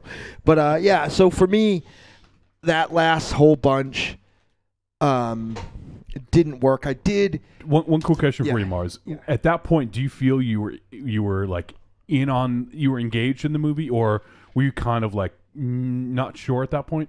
I was surprised how much I had turned around on it, considering Yeah. before Michelle Pfeiffer and Ed Harris showed up, I was like, this is going to be like a high budget Eraserhead. Mm-hmm. Like, I was like, this is going to fucking just be Jennifer Lawrence wander around just being upset about shit I don't understand. And like, but that was, I was like, I'm into this. It just, I do feel like, I don't know. I feel like the fucking direction changed, and that's either very bright or very dumb, or something, because they started telling a different, not even a mythology. They started using a different metaphor almost, or started concentrating on another element of the metaphor. Does that make sense? Because I don't want to spoil it, even though it's been out for a while. I feel like you could argue that this movie is spoilerable because of how bombastic it is, but Yeah. I feel like there is a bit of reward to catching on to what it's selling. Yeah, I agree, and it's going to be a little tough because I do want to talk in depth about it, but it's one of those things that even if we told you everything that's going to happen, I still don't know if you'll quite be prepared. Michelle Pfeiffer is incredible. She was great in this. She was Can awesome. I ask a question though? Yeah. And I'm not just being me and Michael Ravenshadow, Thank you. but like, what type of sex were they having? Right? Yeah, like I don't really understand. Like, Yeah. like I've done sex a few times. The kind and I thought wish about, I was having. and thought about doing sex a lot of times, and I don't understand the physics of like what was happening. Two of us who were watching it said the same thing. Like, wait, what were they? Were they? Yes. I know this is a What? foreign concept to you, but it's called foreplay. No, it's not. Jesus, if fucking is foreplay, I'd hate to see what how the hell. I don't think it is. Really, there weren't. I know a She lot was about sitting on human his- anatomy. She was sitting on his lap. I've seen plenty of videos of this before. She was not actually sitting on his lap. That's the problem. She was sitting in front of him. Right. So he was basically, if anything, his dick was touching her back. Right. Well, now that's talent. Right, exactly. Now that's like, talent. ooh. Like, it was not. Ooh, he's got the right stuff. Nothing would have lined up. He's the Rock. Ed Harris was awesome and looked terrible. Yeah, right. I just love him. Wish he would dance like he did in Creepshow, though. Sure. He didn't do that. I just like, I don't All know, right, like I didn't even like. I wasn't worried, even when there was a small child being passed around. I wasn't concerned. Like the movie like, again, almost like in the beginning, like hit the pressure valve and like released all the tension for me. All right, I sent a message to the two fellas who invited me on tonight. And it said the following: if you ever invite me to review a movie like that again, I might have to actually kill you. So She did say anything that, I yeah. say, I should maybe preface everything I say with that phrase. Which I should be clearly was not a fan of this movie. You know, I really don't. That's how I mean, wanna if you go. Don't, I mean, if you like a movie, fine. If you don't like a movie, fine. But I don't understand the hate oh, that this movie has generated. I don't either. I to be also- I honest. really do not get it. I do. Well, because do, I'll tell you where my hate comes from. Wow. This could get scary. Let's hold on to Yes. something. You guys might need a blankie, and maybe a binky as well. Because no, I just didn't find that it was overly dramatic and complicated. But I kind of agree with Mars about like I didn't find it that engaging.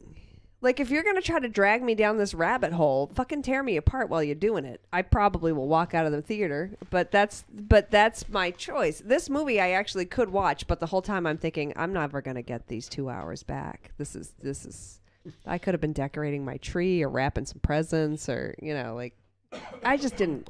None of it jived with me. I think the actors were great, and they did what they could with it.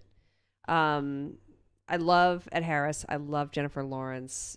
So I love Michelle Pfeiffer. So there's already that. So I have that going. But I just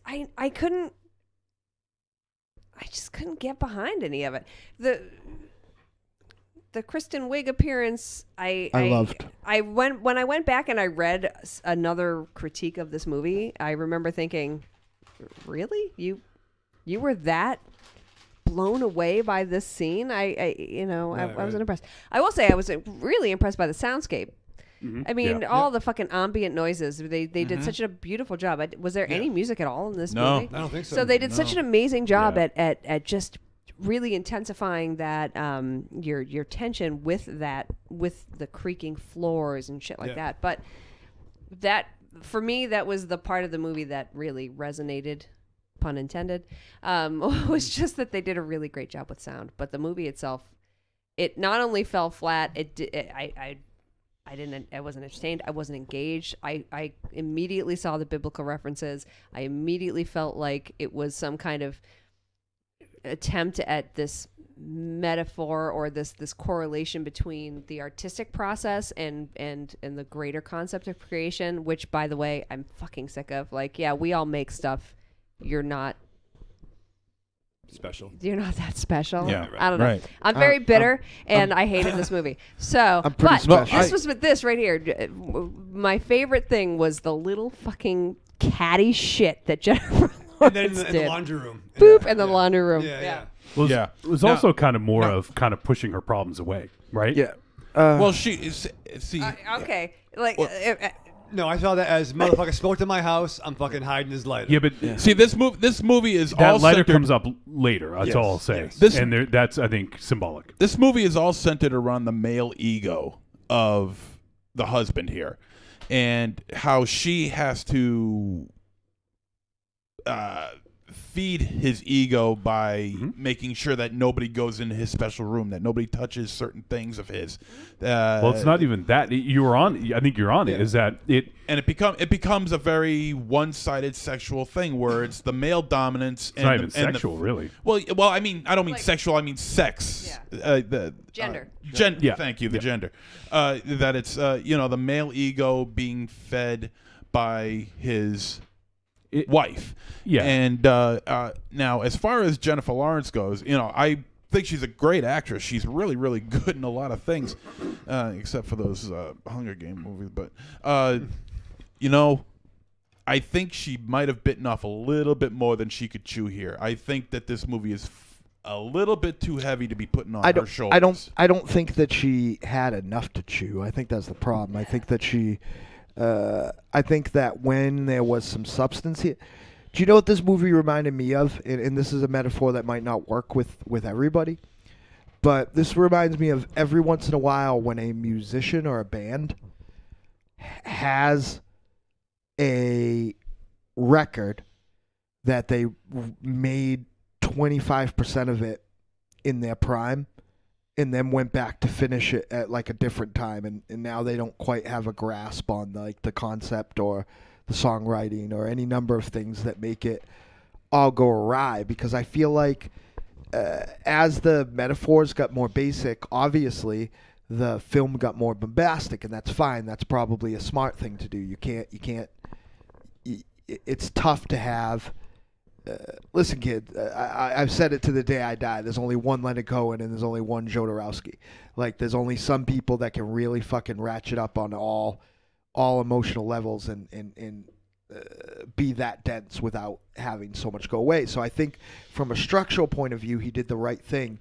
I just don't think it was either as fully thought out, and he put too much in and it distracted from it, or it was a seed of an idea that he filled up with, like it's a sentence idea that he filled up the last hour of this movie with, which is fine too.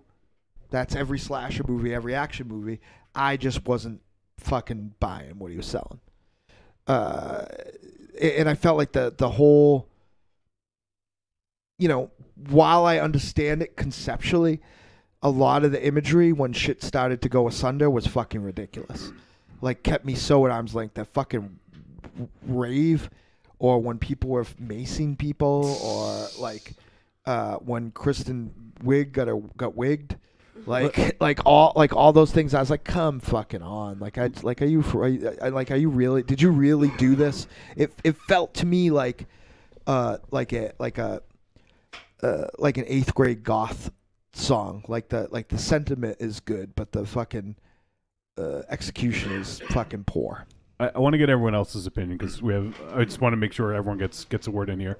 Aries, do you have anything you want to talk about? I mean, I enjoyed the acting in this. All the actors did an outstanding job, but the problem, I didn't enjoy the story of it. I picked up the general biblical aspect of it pretty early on. I had to do a little research to get all the nitty gritty about it, but and it on a whole, it didn't do that much for me. It felt kind of forced at times. Some of the tension was forced. The whole third act seemed very rushed to me, and that's something being that it's a 2-hour movie that they had to rush the third act. But I don't know. All in all, I don't know.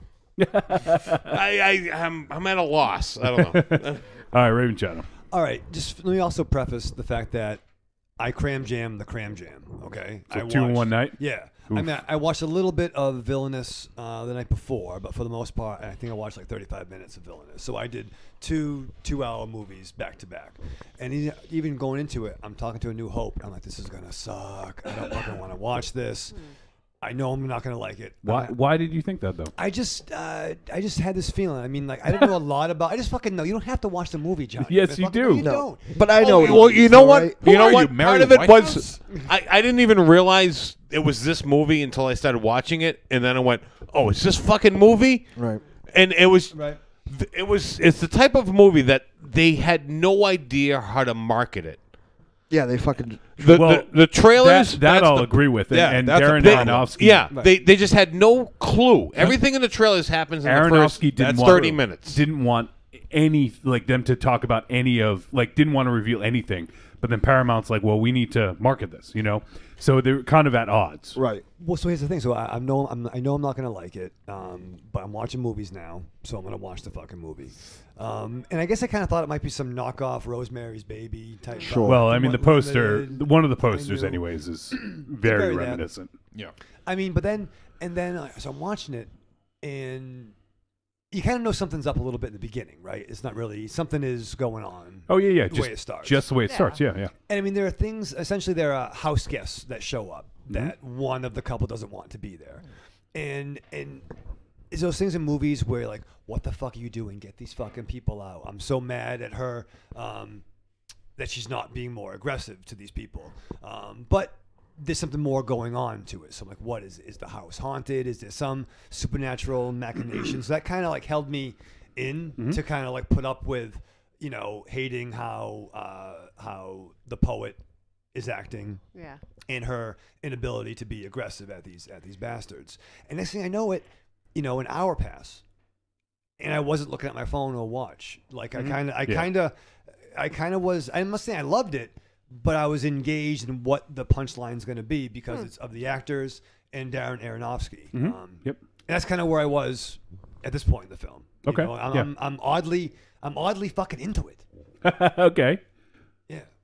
All right. Cool. I like hearing that. So, I will, I guess, lay it all on line here, and it's probably no secret to any of you. I fucking love this movie. I loved every second of this movie. The way it was crafted was brilliant. The way it was edited, filmed, everything about, like, the script blew my fucking mind. So this, to me, is a fucking amazing, gorgeous film. And when I finished watching it, like, me and T-Dog ended up talking about it for like a good 20, 30 minutes. And we're like, holy shit, there's so much to talk about. We each kind of saw it in a similar fashion. And then after digging in, I was like, holy shit, there's another layer that I didn't even pick up on. And what I was focused on was obviously the creative process and sort of the need for like worship, to be worshipped or you know, have adulation. And the other one is, and I haven't heard anyone mention this yet, so I don't know if you didn't think it or if it wasn't the main thing, but to me, it was almost like a commentary on what it's like, what it can be like to be a woman in this world. Like, yeah. There's times when she's like, there were definitely times that I actually said out loud, like, I just went accurate, yeah, just to be an asshole, right? But that really is, like, there were definitely some things that were very, very accurate about that. Yeah, because a lot of times, like, no one listens to her, and then when she finally speaks up and yells, everyone thinks she's fucking crazy, right? Like, I'm sure all of us, not just women, but I would imagine that happens more to women, that they've been called crazy for getting mad at someone or something like that. You know, it's kind of the default guy reaction. Like, I'll readily admit that. It's not just the guy reaction. It's the It's just default a reaction. Yeah, Everybody says, oh, if she's mad, she's hysterical. Yeah. Oh, you're crazy. She's fucking crazy. Oh, she had a period. I think yeah, exactly. And the way this built to when she had those moments, just it was the right amount of tension, and it made sense when that happened. And that to me was the biggest thing. I kept looking at it in that sense. I saw all that, but I did not feel like he was necessarily making a statement on that. Well, I think that was one of the pieces of it, you know, and that was the one that stood out the most for me. And then also just sort of how, and you know, in talking to people about this, like, people have had relationships in which they felt like this woman, you know, and especially with creative types, you know, being sort of like they feed off your love and your adulation and don't really reciprocate it, right? They just, it's kind of like a vampire, Raven Shadow, where they just feed and don't give back and just, you know, just feed off of that. Well, one thing too, like, I don't think her being protective of her husband's room and things is a gender related thing. I think she's standing by her partner. You know, I wouldn't want someone to fuck with my wife's shit. You know what I mean? So I think, in the fact there's that also that part's not the gender. There's also symbology to that too. Yeah. What that crystal represents. Exactly. Right. Yeah. But also to the fact definitely, that she loves this guy's work and it's not good enough. Like, it's the ones who's closest to you. Well, she loves him, not necessarily his work. She makes a line that she loves his writing. Yeah, it's all a question of how much. Give a shit. Like, he cares. He wants her to love his writing. Yeah. But when she's like, "But I love it," and he's like, "Yeah, but you don't really count." Right. That I would say that I would kind of agree with that. That it's not necessarily that particular thing isn't just a gender thing. It's magnified. The gender thing magnifies it. But I've seen that go both ways.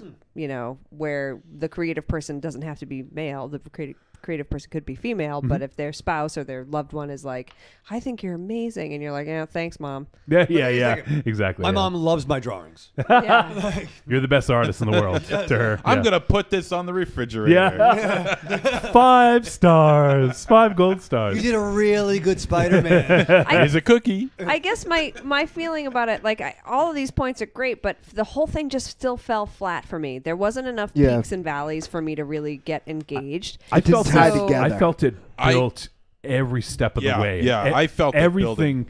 Everything seemed like just so perfectly crafted to end, like to build to a crescendo to where it ended. Yeah. I don't disagree with you, but the crescendo didn't leave me gutted. That didn't leave me anything. Or I even just was kind of interested. like, yeah, exactly. It kind of didn't even leave me interested. which is And amazing when we because hit it the had me. actual, when we hit the actual finale of the film, I found myself liking scenes like this way better than anything else. Like, oh, we're at the end. I could have watched her and Michelle Pfeiffer. That's Yeah. you know, interact all day long, because that was an interesting interaction for me. That was an interesting relationship of two characters. Yeah. Not just because they were women and not talking about men, but I want her to fucking give her. Oh, a I guess throat they were. punch. yeah, right. You're like, oh, Yeah. And I felt there was a few unanswered questions throughout the whole movie that even after learning the punchline of it, only slightly explained why things were happening. Like I don't want to, at the risk of spoiling things. Like, what caused that thing to be a thing? There was the wall in the basement, the floor in the child's room. Yeah. You know, after learning the punchline, it's only okay, now I kind of get it, but Yeah.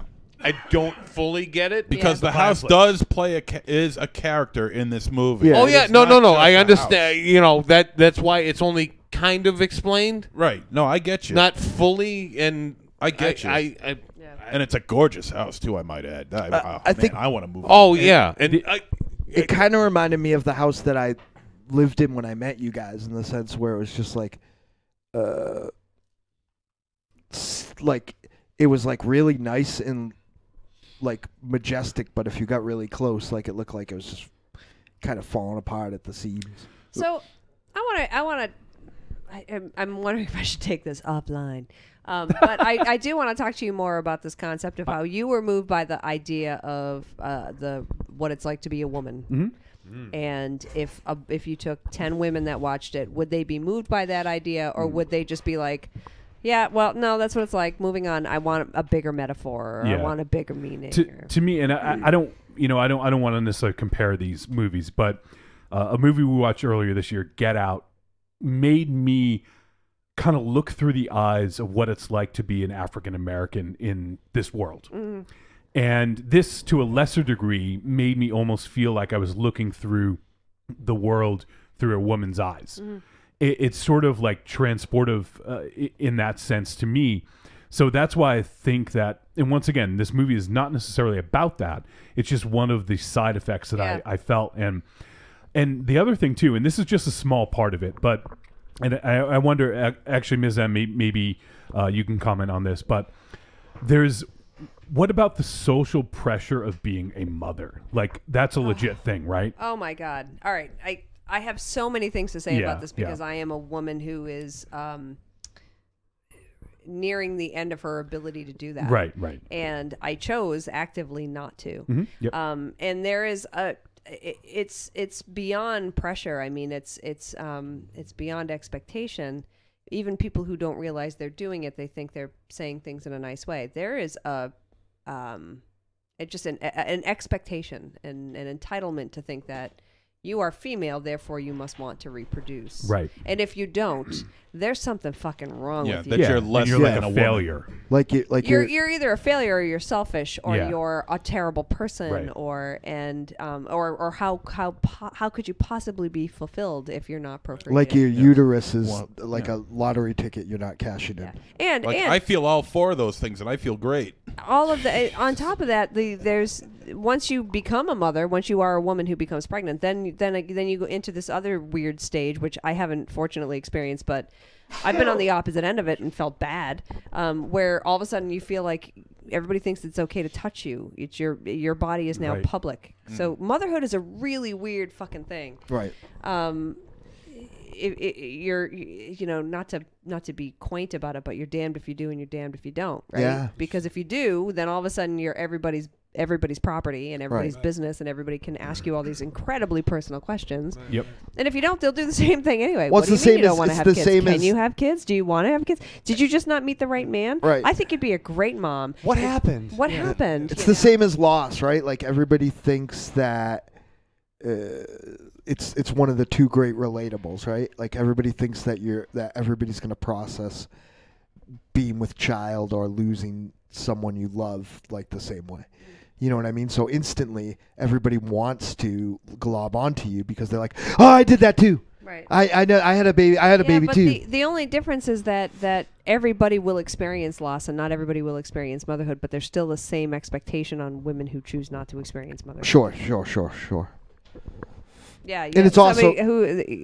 Oh my God! Yes, you'll change your mind. You just have to meet the right man. Right. Or there's this. It gets fucking weird. This is not the time nor place to actually have that discussion because I will bring everybody down.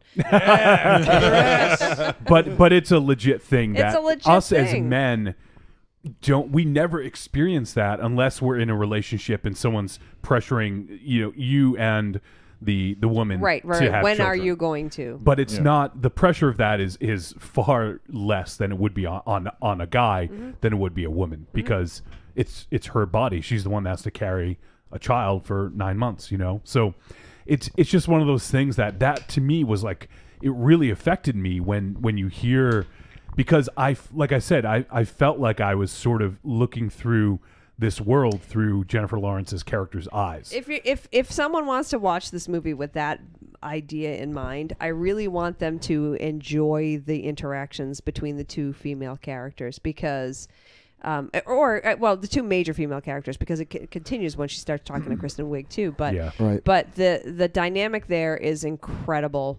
Because you have this, we're sisters, right? But I will be vicious to you. Yeah.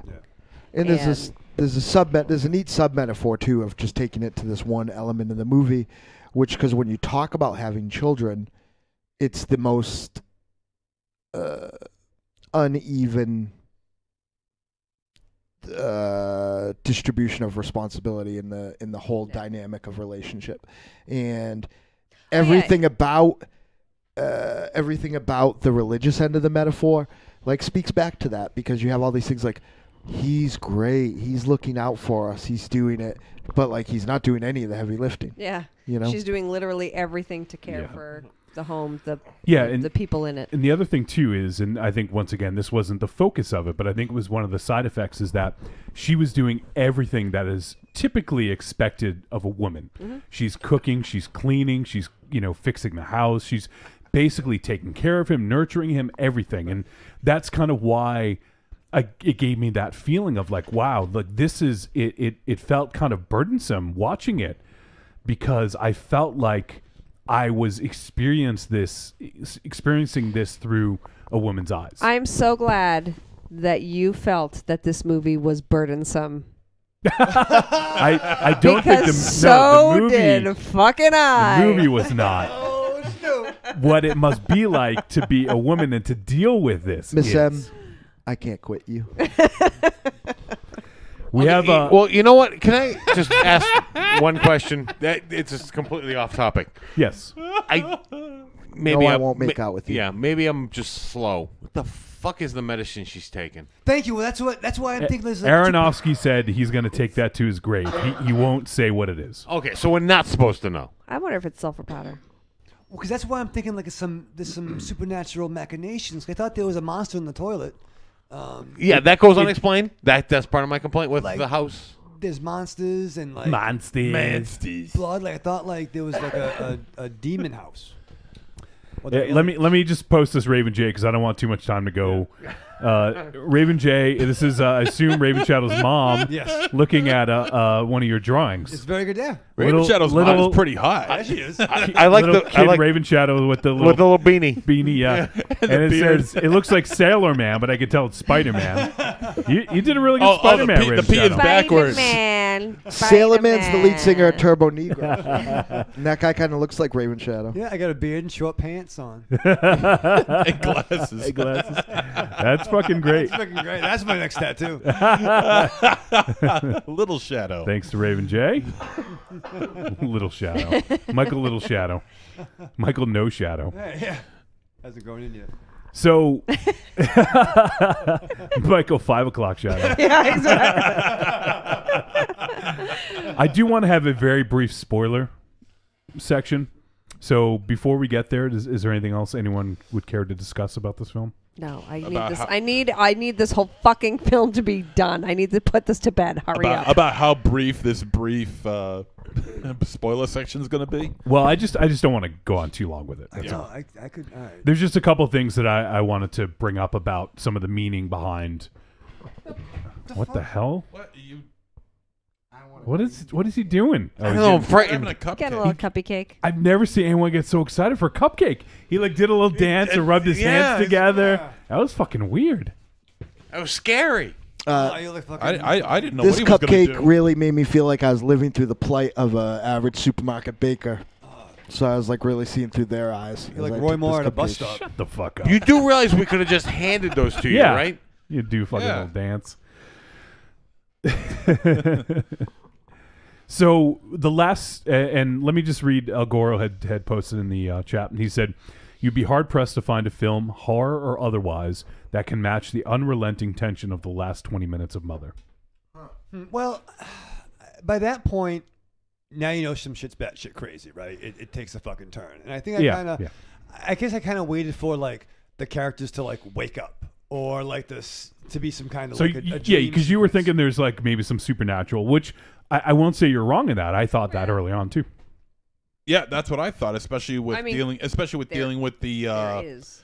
the stone, dealing with Crystal, yeah. the crystal, dealing with the basement, the what is that, the hidden doorway Yeah, that was in the weird. basement. The alien in the fucking toilet. This movie is completely told by her point of view, you know. Well, and that's one thing. One other thing I want to talk about is this film hinges completely on her performance. She's Exactly. on screen like 98% of the time. Only the Exactly. first and last scenes. Yeah. Yeah. And if she's in the rest of them. she is like, that's why the movie hinges on her performance. If she gives a subpar performance, this movie fails. But to me, she was brilliant in this. I think she was. In like every single moment that she completely carried this film. And Even being docile. I mean, like if you saw, Yeah, if you absolutely, saw yeah. American Hustle, which I adored. Yeah, she the was filmed, good. She was filmed good in in that. Necronomicon. Necronomicon, but her character in American Hustle She was good in that. was a firecracker. Would be a pain in the ass. Yeah. So she can do the, you know, Right. you know, crazy. No, I don't want to say crazy, but you know what I mean. That No, like you get that to see that. You get to see that whole range of her aggressive ability. hostility. Yep. And yet she was docile until she, you know, ain't gonna take it no more. Right. Yeah, but she held on to that docile attitude for a good 80% of the film. Way too fucking long, but that's Way too And the long. film had General Hux in it, Raven Shadow. See? That's Donald Gleason yeah, from who was it? Star Wars Last Jedi. Oh, okay. Or he's in Force Awakens. He's the leader of the First Order. okay. Oh, no shit. Oh, that yeah. is him. Right there. He's also in Oh, yeah. what was the movie we reviewed? we Ex liked? Machina? Yeah. Okay, yeah. Man, I love that. Oh, You ever see that movie? And the With two Sam? of them are brothers in real life. Yeah. Yeah. Oh, they fucking bugged the shit. I fucking hated those Which dudes. But you know what? That's if you're supposed talking about biblical references, right. Oh yeah, but I mean, yeah, that's an accurate brother relationship. That's true. have you gotten into a fight with your brother like that? I think we Oh, both yeah. met Mary's brother. Well, Yeah, it's true, more we know. one-sided than that. Yeah. You're the one doing the beating, right? You are bigger. War. East of Atlanta says that's the thing. If you like this movie, you really like it and want to talk about it. If you don't like it, you really don't and kind of want it to go away. See, but where am I then? I don't know. Where are you? Well, it's Like I don't.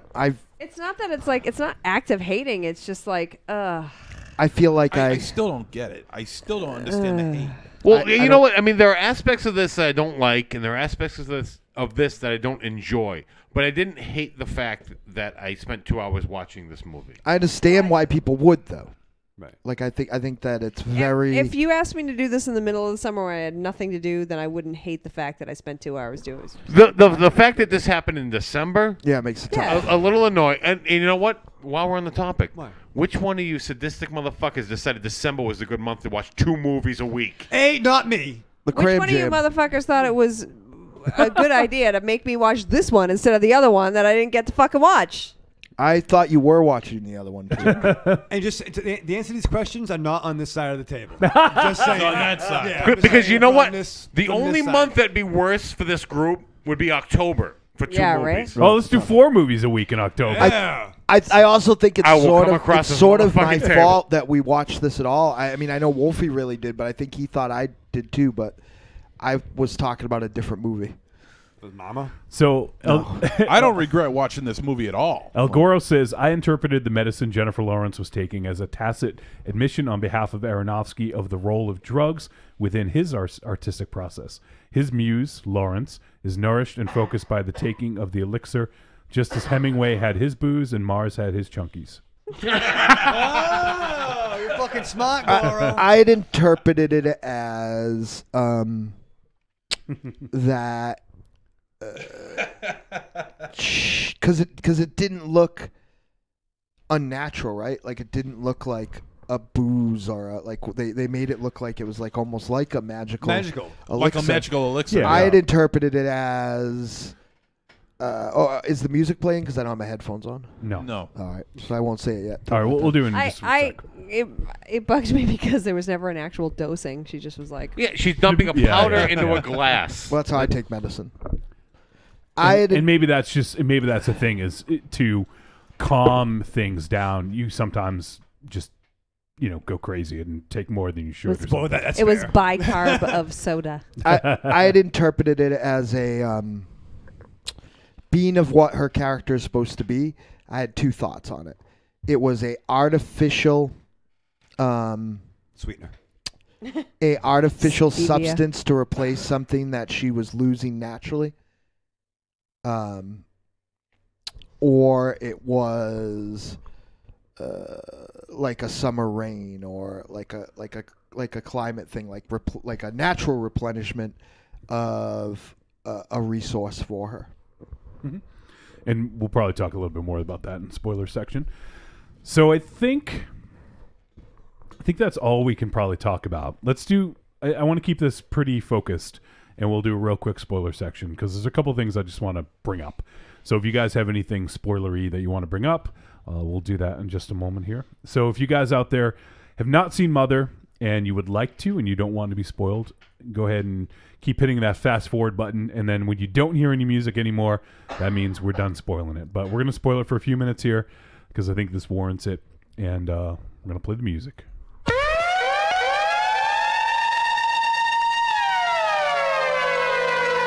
Warning. Spoiler alert. Warning. Spoiler alert. New Hot We're Dreamed. going to turn that down, right? New Hot Dreamed all 3 seasons. J.R. Ewing shot Patrick Ewing. Santa Carla is full of vampires. When Kenny Omega is in the ring at Wrestle Kingdom, Chris Jericho shows up and challenges him. Whoa, spoiler! That's what goes there. All right, so That's a metaphor right there. what's the metaphor? Putting her finger into the Oh. Into the what? wood. All right. Like a. Into the wood? You're in some weird shit. I'm fucking. Yeah, I'm off the rails now. Maybe it sounds like some of you guys got the biblical references the first time through. I did not. I've also never read the Bible, so The only thing that really missed me was that... Aries, can you uncover the mic? Yeah, it's. I am sorry. It's just. You're talking about. See, No, sorry. My apologies. The only aspect of the biblical that escaped me was that she was Mother Nature. yes. That I don't know why that escaped me, but that escaped me. I picked up on everything else. I would go a little farther and say I think that she's Mother Earth. Yes. Well, Mother Earth, She is Mother Earth, Nature. yeah, That's. yeah. I mean And- that's one and the same. That's just different names for the same person. So I never caught the biblical references. But Okay. like you, I never read No, the Bible. sir. Mother Nature lives. Oh my fucking Kansas god!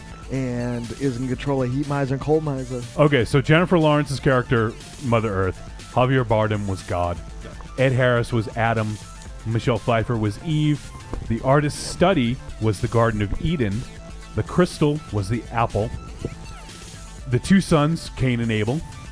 And then everyone else were God's worshippers that kind of feed his need for adulation. There's also in here the Great Flood. Oh, and which- the fucking frog, probably, right? Frogs. Yep. Yes, and locust. la- that the sound raining she of hears all the frogs? time is the locust sound. Yeah. Okay. So there's the Great Flood, and then God and Mother Earth create the Messiah, and then there was that whole chaotic communion and revelation. Yeah. Now, Johnny, after this film, Yeah. you know what I did? You smoked some pot. Jerked off. No, I said I don't know after which the is film. worse, yeah. After the film, I did research, Whoa! and that's where I read about the whole God thing. Okay. See, so And I didn't get it. I didn't pick up on it the first time either. the stuff that I got was what I talked about, was sort of the social commentary about being a woman and kind of the pressure put on a woman, and how a lot of times they're passed over, for the men get what they want and the women don't. That's kind of the big thing, and the toxic relationship of an artist sort of feeding off of that stuff from their partner. That's sort of what I got.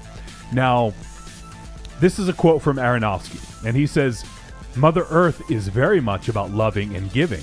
She's given us life on this planet. All she does is give us life. We also see nature's wrath in the scene when Mother is attacking the crowd.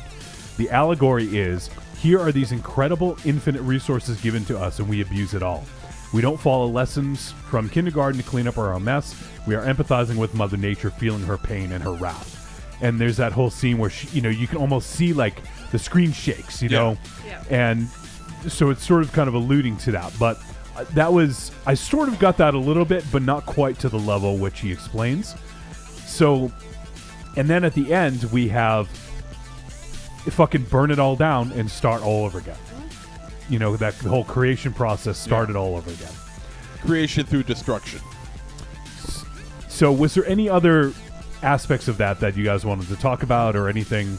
I just got really pissed off that she fucking cleaned up a fucking crime scene. I know, right? like someone died. Call the fucking cops. Yeah. Like that's Well, fucking. I was having a problem Out with of that my too. fucking I'm like, mind. wait, she's no. Stop cleaning. Well- Stop cleaning. And the other thing too is where they were living was paradise. If you notice, Oh, yeah. there's no road leading up to it. Nope. Do we also mention that she can't leave the porch? Yeah, she never does. Yeah. Yeah. So, it clearly is never it never alludes to the fact that it takes place in the real world, and It's all the Garden of Delights. Like, she has what she can't leave its boundaries, but she has what Yep. Whatever she needs. what she needs. Yeah. Yeah. Now, is there some? I felt like I was missing something with circles. There's a lot of circles in the movie. Are you sure you didn't just watch Signs? No, I mean the staircase Even in the center of the house. The house is all Yeah. the rooms. I mean, connect, the even spiral staircase. Spiral stair, yeah. But I even mean, the, and there were other things. I mean, even when they were doing the down shot of that, like the Well- overhead shot of the house itself, it was A circle could be like the Spiral. Earth, right? Is it like the Earth? yeah, maybe. You know. well, the Yeah. house was supposed to be Earth. But I didn't know if that like reinforced the metaphor. there's one of the scenes I don't know. want Not to like he's not interested in Essentially, knocking you she over the was head with Earth. something. what I think one of the scariest scenes is when she gives birth and she's holding the child. That fucking look in his eyes Right. when he's just like staring her down. Yeah. And they're holding. Just up waiting on for her to fall asleep Yeah, and shit. that was fucking kind of scary. Very Like, predatory. yes, and Javier Bardem has definitely got to be one of the creepiest fucking dudes because Yeah. he did No Country for Old Men. He played that fucking Oh, yes. fucking killer, who's Yeah. creepy as hell, and in this as well. Like, he does that really well. And that was in that scene when they take the kid. Oh my god, my jaw dropped Yeah, in that one scene with where they take the kid. Oh. Next thing you know, you hear I Crack. admit my jaw dropped. I cleaned up my popcorn bowl at that moment because I'm like while I realize that none of this has really shocked me, like the whole Kristen Wiig shooting people in the head. that was I should shocking, have been too. shocked by that. It did not shock me. Because back to what Mara said, I felt like it was all like, we're gonna try to create this chaos, but we're gonna put a damper on it, so it's not. None of it really. It didn't. It was still controlled. It It was wasn't too controlled in that until the regard. end. And so even at the end, I didn't feel like it. But I will say I didn't watch him do that, and I didn't watch them beat the shit out of her because I said, "There's no way I'm watching." That was I'm not brutal. watching that. Tanya That- had to kind of block that her looked- eyes on Yeah, that. That I got up and I walked away. That looked far too uncomfortably real, I mean, there was some CGI in that scene, though, right? There was definitely some CGI. or just some decent camera tricks. I don't know, man, but all I know is that was It was brutal. that was a brutal shot. Save your CGI for the next movie. All right, anyone else? What about the what about that very final scene? with the other girl? Yeah. Yeah, that's just basically burn it all down, start over again. Because in the start of the movie there was you saw a burnt woman. Right. Yeah. Oh, that's right. That's right. Okay. The You're kind right. of in the heart. tongue-in-cheek. Yep. The tongue-in-cheek quip that was made with the fellow I was watching with, or by the fellow that I was watching it with, was, so the moral of the story is, like women, like buses, a new one will come along every 20 minutes. And I was like, yeah, that I like that. It goes right back to what you were saying, Jesse, about because here we go with a new one. And it's also like a very atheist comment on the frivolity my vocabulary is escaping me, but the like frivolity of God, right? Like how it's like, oh well, I'll just build more toys, right? Right. That's why I still think it's an evil house that's trying to. it's the devil's house attempting to have like God in like a fish tank. I wish. Yeah, I want to see that movie.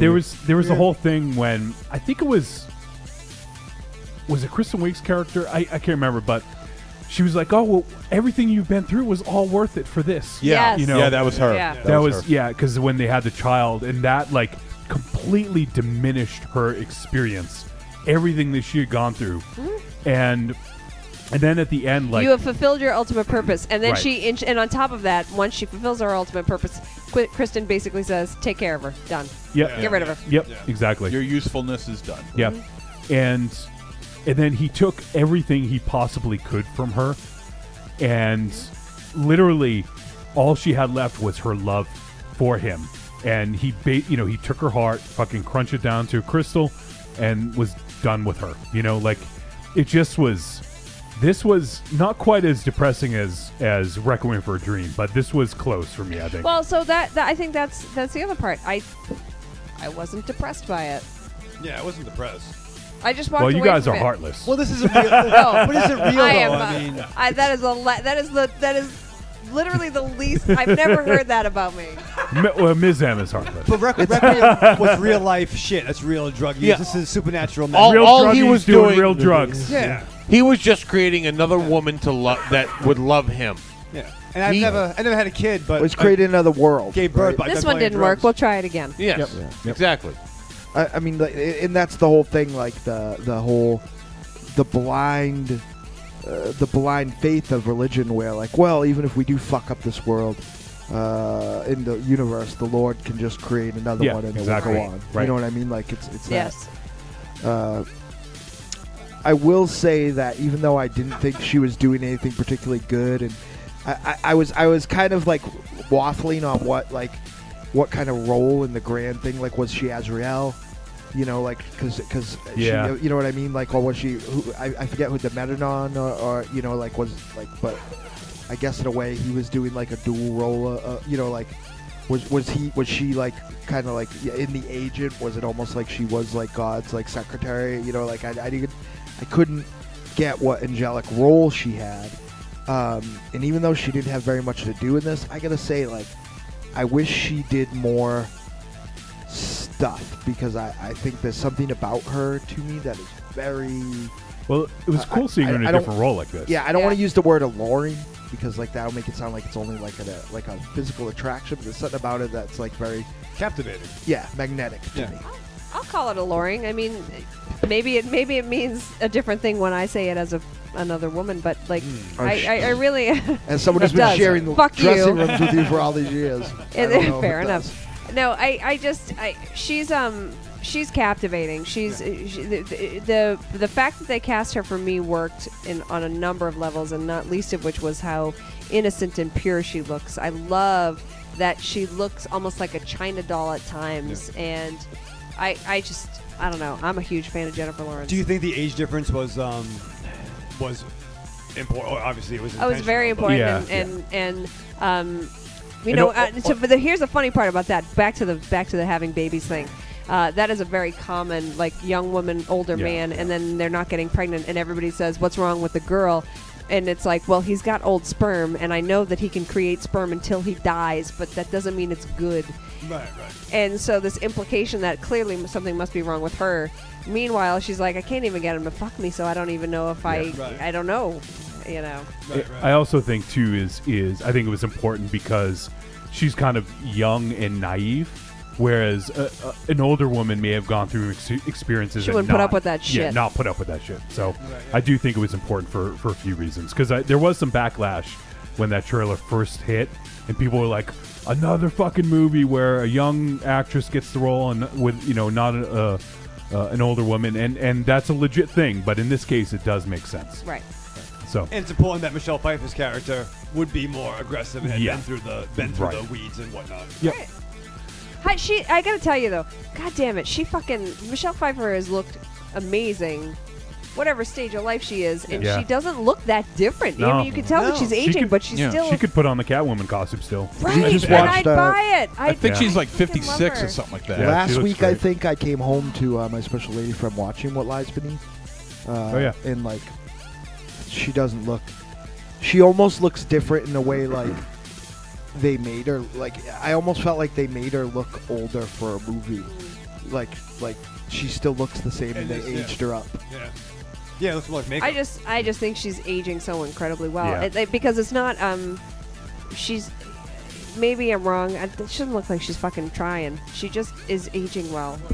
Are you trying to sit on my lap? Yes.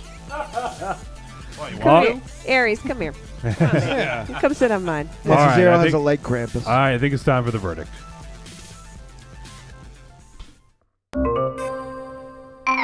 Trick or treat, baby. I wonder if people would say you're a trick or a treat. Trick or treat, motherfucker. All right, it is verdict time. We'll let you know whether this flick was a trick or a treat and any final thoughts we may have. Let's kick it off with Raven Shadow. Yeah, this is fucked up. This is fucked up. I didn't hate this movie, and I didn't adore this movie. I'm in the middle camp. I did like it, which is fucking weird for me. I'm proud of you. Yeah, I did. I did. Fucking weird. I am fucking Yeah. It was a big winner. Don't applaud this. Applaud me, cheer for me. Play my music. He needs the hero. All right, worship, the poet. Yeah, Love fucking me, damn Javier it. Bardem over Oh, in here. a heartbeat, I would be like, "Fucking come on in. Tell me how I'm awesome. Say Babaleo to me." Want a picture? What's your favorite episode? Yeah, so fucking, it's a treat. All right, Aries. Like I said, it's the acting in it is great. If you want to watch a movie that has incredible acting, I recommend watching this. The story is a little lackluster, but if you got 2 hours to kill, pop it in, watch it, enjoy the acting, and you know what? Pick it apart yourselves. Have a conversation with yourselves and argue with yourself. A treat. All right, MZ. All right. Well, like I said before, I don't know that much about the Bible, but what I do know was basically Whoa, you fucking wore one. doesn't mean I know anything about it. But now you made me lose my count. As you were. Where was I? Oh yeah, I don't know that much about the Bible, but what I do know, it was basically covered in this movie. Now that that's been cleared up about the, What I do know basically covered my body. And since you guys brought it up that this movie has religious overtones to it, that it just made me realize, oh yeah, you know what, you're right about that too. And so I'm saying, because of that, this is a very intellectual horror movie, very well made. Like I said before, I think Jennifer Lawrence might have bitten off a little bit more than she could chew. Whoa! Shut Whoa! It's Hanukkah, you Happy insensitive yeah, prick. there you go. What? Get to it. Bit off more than she could chew. You're a real Zig heel. Jesus Christ. And so, this everything about this film was really, really quite good. I really did enjoy it, and I'm going to watch it again because I think this does deserve a couple more viewings. I think I got to wait a couple months at least, if not more than that. So yeah, this is a definitive treat. This scene. This scene is the one that I just went accurate. Yep. Yeah. Okay, yeah, that's what I was thinking of when you said that. That guy sucks. All right, Ms. M. Let's make it official. I just want to stretch this out a little longer. All right, the film. Y'all know this was a trick for me. Yeah. Yeah. But this discussion and the commentary, hearing all of your opinions and having this conversation was a real treat. So I'm gonna give it a somewhere in the middle. I don't know. It's not a tepid treat. Is there a tepid trick? Almost barely a trick. Yeah. All right, there you go. Wow. All right, Marsman. I'm going to have to agree with 1/3 of the greatest synth writing team in this world. And I, too, am going to say that this is barely a trick. Because this movie had me at first. And to quote someone who I don't necessarily get along with but used to manage us, it's amazing how much work goes into boring me. And, like, I think that, you know, like, even if some of the things that didn't work in the actual bringing this metaphor to life worked better, I guess, for lack of a better way to put it, I think that this is the most trite of trite metaphors, that end of it. Yes, I get it. People are bad. I get it. People are always going to, like, take what they have for granted and destroy their surroundings. And, you know, we've paved paradise and put up a parking lot. I think you just nailed it on the head. Is that I'm like, okay, yeah, I've heard that. Right. Argument. I get it. Like you're not telling me something new. Yeah. Like, so I just think that, you know, whatever visual pluses were here were taken away by just how drab the however beautiful the delivery message might have been at times, the fucking letter was kind of just a moldy old piece of bread for me. So this is, but that said, there was a lot here worth seeing. And as the conversation denoted, there's a lot to steal agoroism to unpack here. Mm-hmm. So, you know, this movie is barely a trick for me. All right. So for me, I think it's obviously clear this is a huge treat for me. The film is so technically perfect. The camera movements, the editing, the building of tension, acting, everything about this film is absolutely top notch for me. I think we be so bold as to say this is a modern day masterpiece, and I think you're the only way to get away with that. And I do think it is a fairly good companion piece to Get Out by giving the viewer a sense of what it's looked like to look through someone else's eyes. The film, as Mars just said, the film's packed so densely with subtext and metaphor that it really is hard to unpack in one viewing. And from what I've seen, people seem to say different things, and based on this conversation, I think that is also true. I saw one thing while watching it and have seen other explanations that see other things that make complete sense to me. This, to me, is kind of the definition of art, when you look at something and everyone sees what they want in it. And that's why I think that this is so effective for that very reason.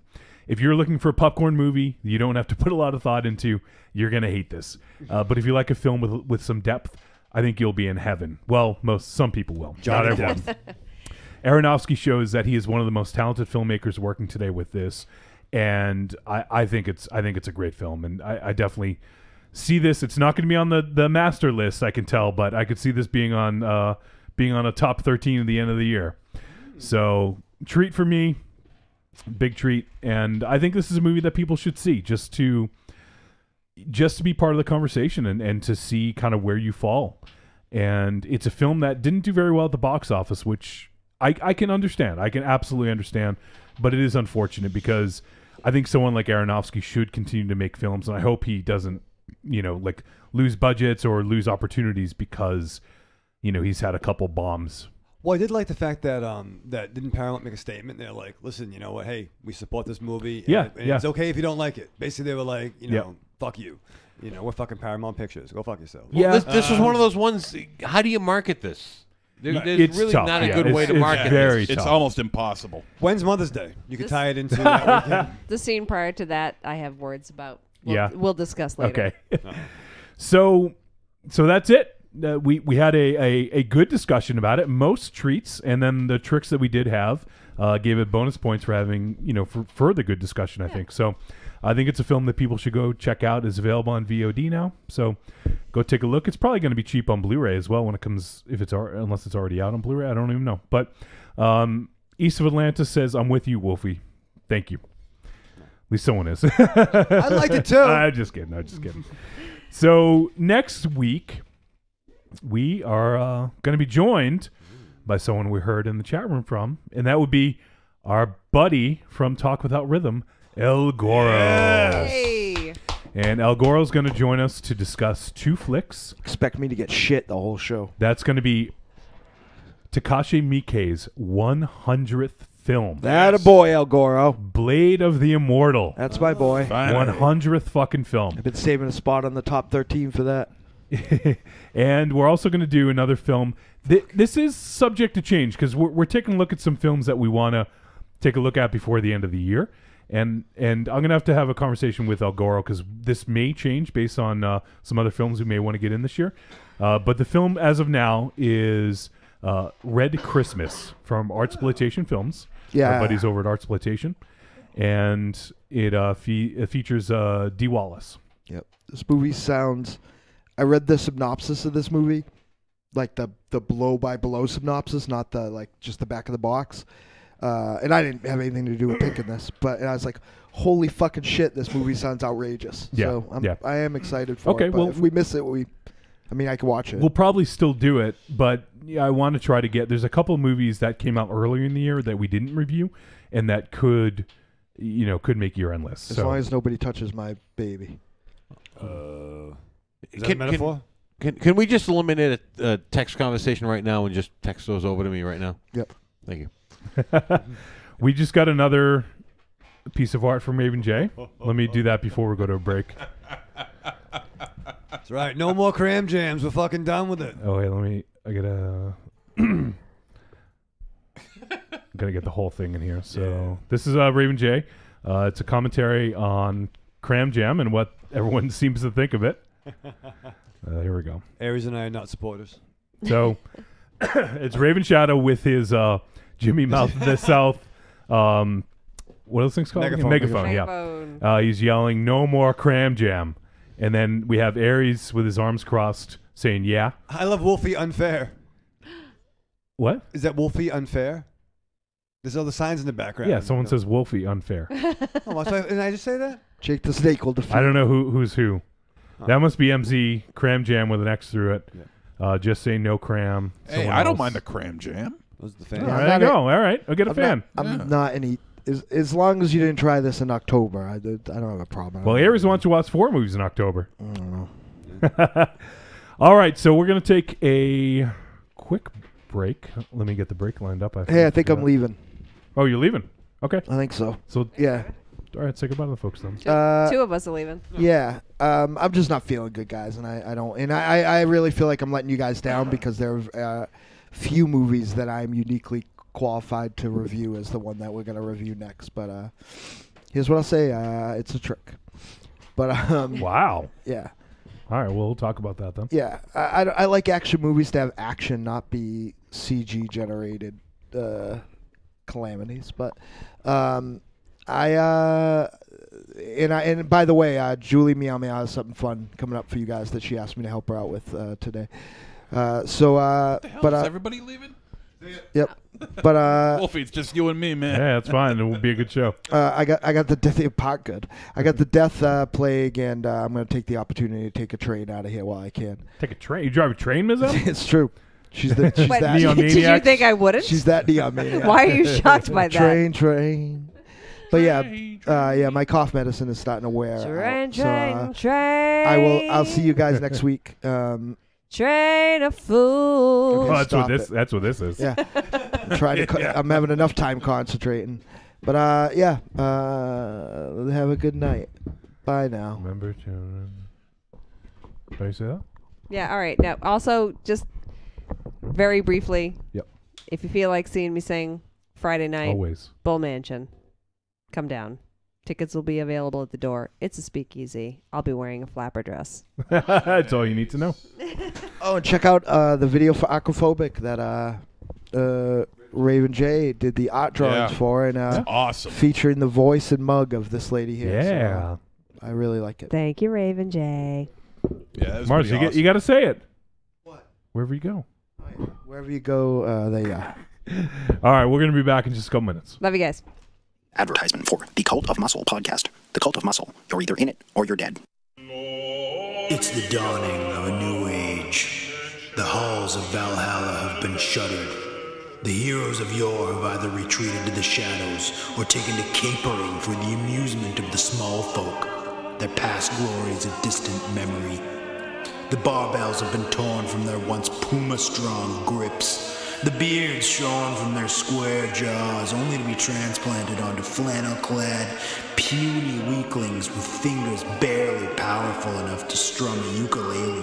The time has come, my brothers, to restore order from the chaos. No longer will our heroes be forgotten. No longer will their great deeds be viewed through a foggy lens of irony. Hear now our rallying cry as we scream it from the mountaintops, as we bellow it from iTunes and Libsyn and Facebook. It's time to join the cult, my brothers. So don your cloaks and enter the Cult of Muscle.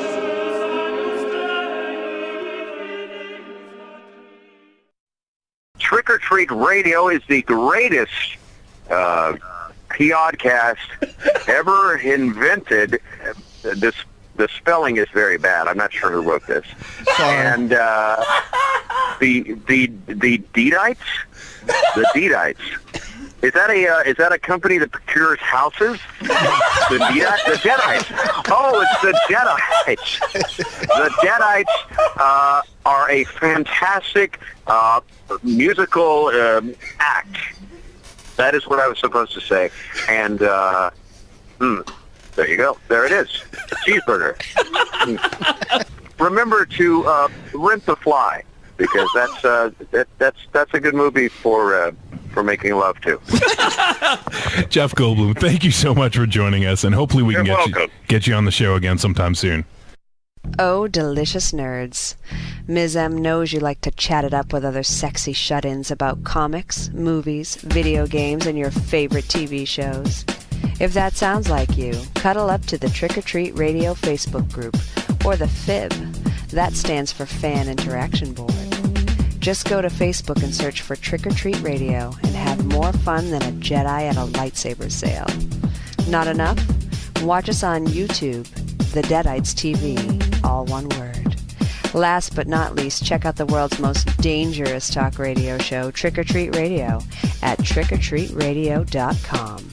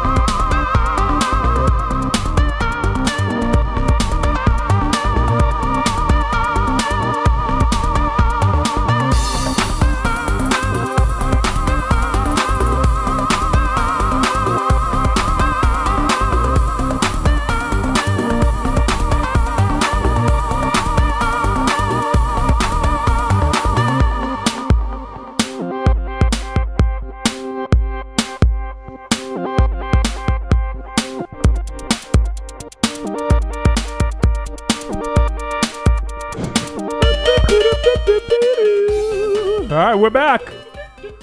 We're back on Trick or Treat Radio. Yes. We got another Raven J. Let me get this one ready. Did you see it? Yeah, I did. He showed it. He sent it to me. All right, push this live. It says the understatement of the century, and it's got MZ with his scarf looking kind of sad. And it says, in quotes, I really don't know much about the Bible. Yeah. And I still got like the big monster ears. I love that. But I see that my monster feet have been taken up by shoes. So Yes. part of my monster anatomy is finally concealed. So, thank you, Raven J. I appreciate that. All right. Thanks, Raven J. Fucking awesome stuff as always, brother. Yeah. Man, you need to find a hobby, dude. He does have a hobby. It's fucking good at it, too. Yeah. He's fucking real good at it. Bosch says, you should draw a pic of everyone trying to swarm on Mother, like they did in the movie. That'd be a bad idea. All right, I think the other guys are coming up. So next up, we're going to talk about The Villainess. Villainous. Now, this is a South Korean flick. Let me pull it up here. Came out in 2017. And it is not 2 hours, 9 minutes. Action, crime, drama. All right. And it is directed by Jung Byung-gil and written by Jung Byung-gil and Young Byung-sik. You want to help me out with the names here, MZ? Oh boy, do I! Let me see here. Let me just get it. So the remember, names here. the way IMDb does it, they put the last name for first name last. So it would be Kim Ok-bin. Kim Ok-bin. You got Shin Ha-kyun. Kyun. Yep. Sung Joon. You got Kim Seo Hyun. Yep. And Jo Yoon Ji. Yeah. And Min Yi-ji. And Jung Hae Kyun. I mean, we could go on forever. Yeah, we could, yeah. But we won't. No, we won't. We didn't want to do that. Cream up some young guy. Oh, Aries, come on. All right, time. Yeah. Wow. Oh, Jesus. Like 30-year-old. That joke worked 30 years ago. Yeah, get your whiskey. Yeah, you need some more. All right. Very brief synopsis here. A female assassin leaves a trail of bodies behind her as she seeks revenge. I think it's a little inaccurate. Yeah. But, hey, whatever. It is a revenge flick, so that it is. We'll give it that. All right, so this one, I had heard some good things. I had heard mixed things about this, actually. And we were originally going to do this with Jakey, but Jakey thought that Wolf Warrior 2 would be a better discussion. And it was an excellent discussion. But I still wanted to do this, so because we haven't watched a lot of South Korean flicks this year. At least I can't remember. Have we watched any this year? We may not have done any because we did Train to Busan last year. Yeah, Train to Busan was the last one that I can remember. And we did The Wailing last year. Yep. But I don't believe we've done any South Korean flicks. I think Train to Busan was the last one, and that was about a year ago.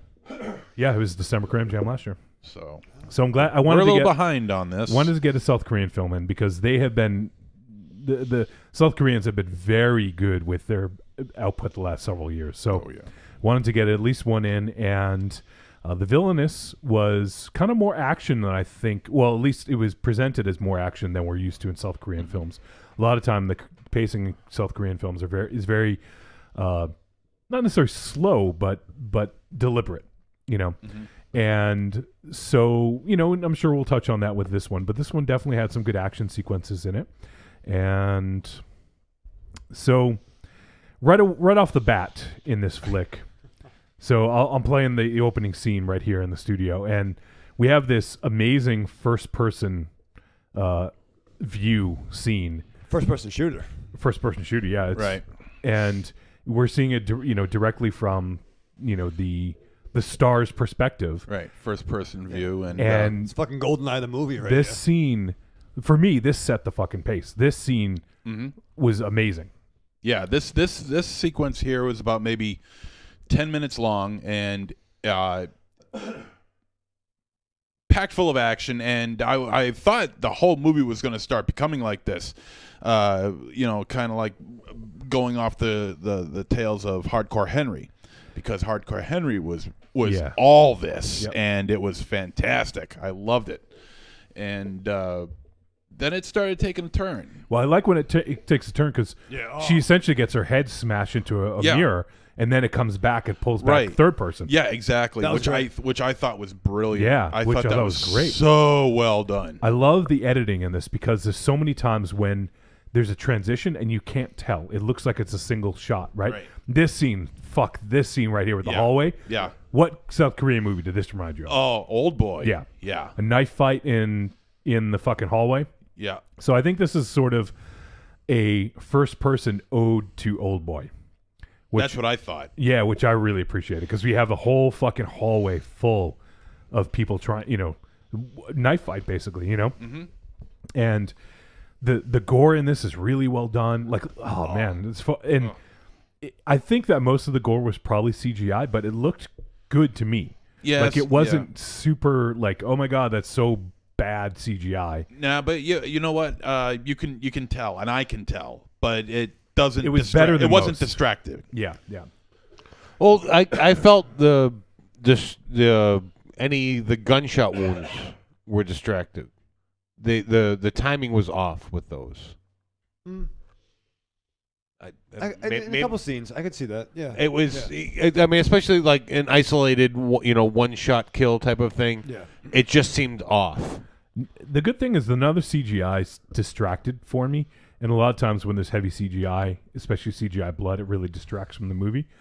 But this one to me didn't do that, and it's a mixture. Like right there, that's clearly practical blood, right? Mm-hmm. So there's a mix of it, and I love that. Looking down the hallway, everyone's just fucking laying on the ground bleeding. So this opening scene is I think pretty masterful, and then she cleans the hallway out, enters this other fucking room, and here's all these dudes in there waiting for her. Yeah, so it's straight out of a video game. Really. Yeah, right. These like the bosses. So this movie starts out on a breakneck pace. We get a good 10 minutes of action right off the bat, right off the top here. Mm-hmm. And I think the violence is filmed brutally and brilliantly. The camera movements are so hectic. Yeah. But it works so well. Especially in this scene because you got mirrors all over you. Yeah. And you do not see any cameramen. You don't see any cameras at all. You don't see any equipment. Not a single one.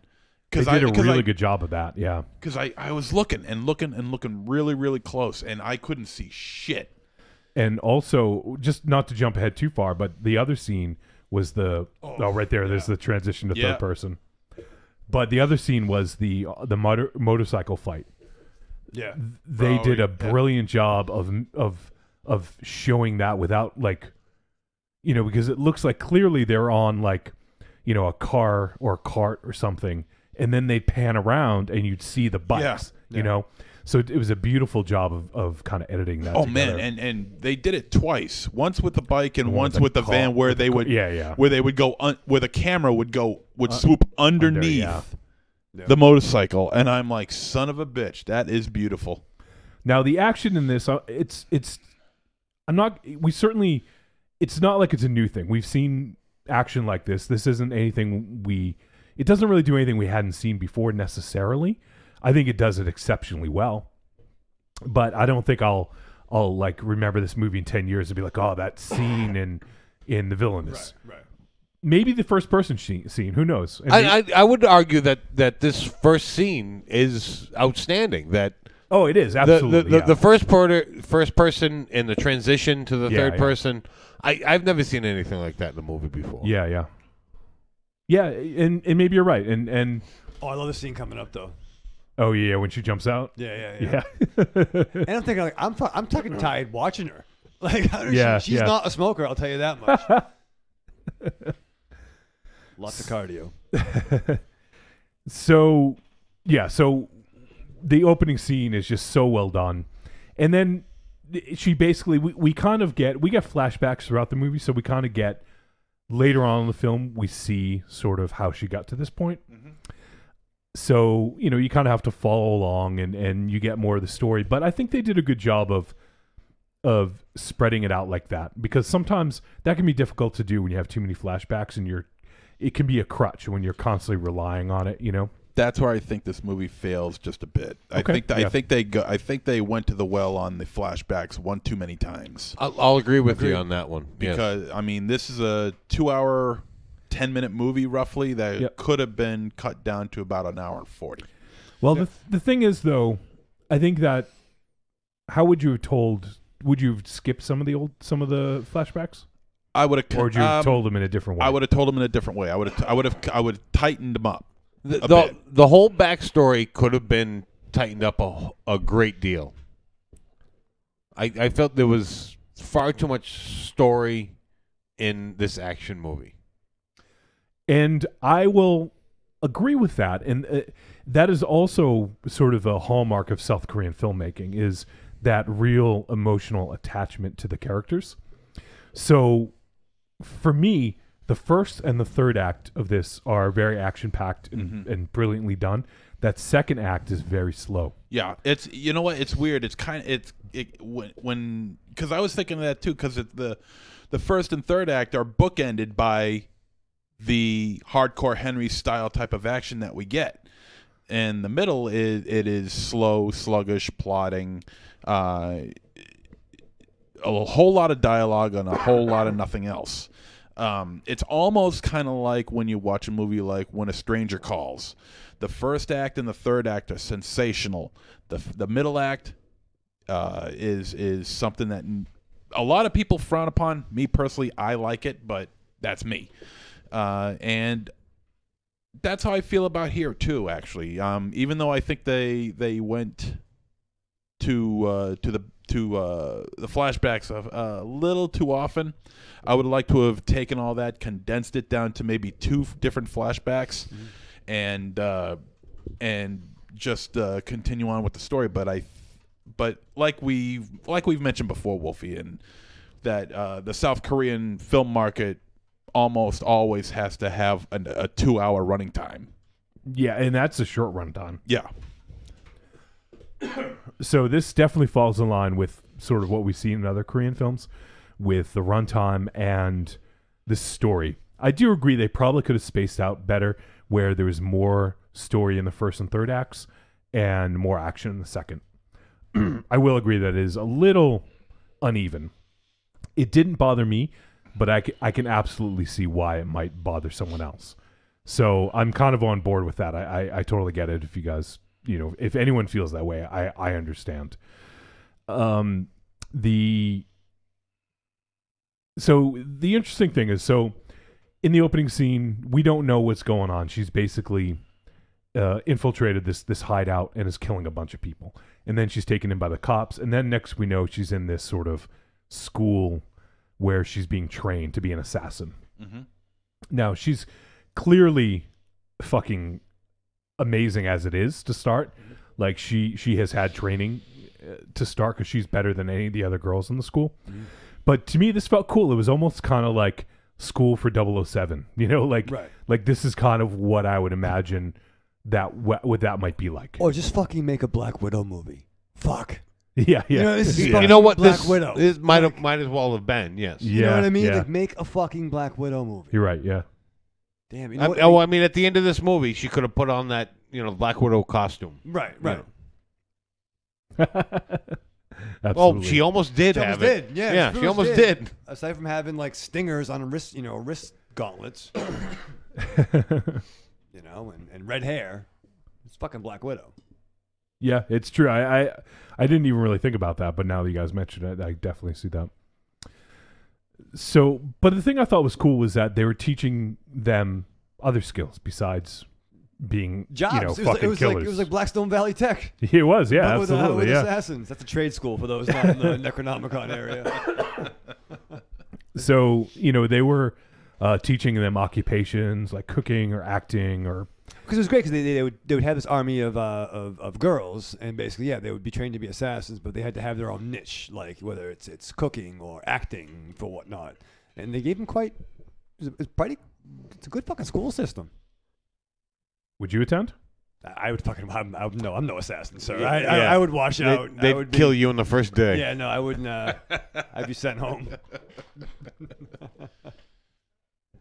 So we get and this is fairly early on, not really spoiler, but she she finds out that she's pregnant, and that's kind of what calms her down to a degree because she wants to escape the school. Yeah. But when she finds that out, it kind of changes things for her, you know? I was a little confused too. I mean, I wasn't sure if it was the same girl. Well, they did do some plastic surgery. Yeah. Okay. It's implied with the whole drawing of the lines on her face. I saw that, but then like they showed her again, and it is her though. It is. Yeah. Well, they kept on going to the flashbacks of what she used to look like Raven before Shadow, compared to what she looked they like. They all don't look the same. No, fuck you. I don't think he's going there. No. I don't think he's going there.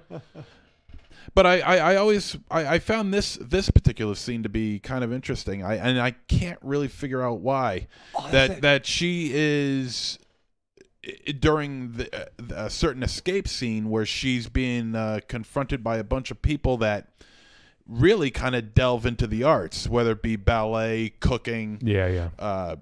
Well, because she's theater. running through the school. Yeah. Oh, okay. And they've all experienced what she's going through. Right, so they're taunting her. Which they reference that again because they show on. it late. Yeah, they show it later. This happens all the time. Somebody always makes it this far. Yep. Yeah, they're like, it's like, do you want to do this one? No, let me do this one. Okay, all right. I must have missed this part. Yeah, they did it later on. I was taking a crap at that point. Jesus Christ. So it's like a hazing ritual, or it's like it's. You know, you can pause these movies, right? So we eventually, she's here training. Obviously, she's here for like a couple years because the girl ends up growing up to be like what? I'm guessing 3 or 4 or something like that. Yeah. But how fucking adorable was that girl? Oh, she was so cute. God damn, like, and a good actress too. Yeah, like this is her first film, by the way. So you kind of expect something to happen, right? It's kind of like With that the whole kid? Yeah. Yeah, I mean, there's no point in throwing a kid in the story, a movie like this, if you know if nothing's going to happen to her, you know. Well, that's not true. I think there's the South Korean film making is different from an American film involving a child. No one saw fucking certain things coming in this film. I mean, the child is but more it's of a grounding. Yeah, right. and it is true that you wouldn't see this in an American film necessarily. Oh, you better believe it. So I don't want to talk too much more about that because I do want to keep that kind of we don't need a spoiler for this one. So you make it expected. How's it? Right. So, but the girl is super adorable, and she's told that she has to do this one job, and she can get out of the school and go live her life. And so she does the job, and she gets out. And there's this whole sort of, they have another agent that is kind of looking after her, per se. But he kind of has a thing for her. So, yeah. We kind of get a little bit of, I really thought the interaction between them was super sweet, even though it felt like it was done because it was a job, but it felt very legit. Yeah, it felt genuine. Well, there's a moment. I mean, she's being trained essentially to be some kind of sleeper agent. And, yeah. And he's also being trained as the same thing, so they're working for the same side. And there's that one and scene, they don't know it. They don't know it, but when she's not revealing, she's hiding her past, but he knows what her thing is. Right. He know. Yeah. So it's like, despite the deception they're having for each other, you still see that genuine emotionality, right? Yeah, sure. Yeah, definitely. Well, I mean, you definitely see a difference in him from, this where he's watching her, like fawning over her. Yeah, kind of creepy. Yeah, but I mean, there's a completely different person. Like it's almost a different person between this and when he physically meets her. Definitely, yeah.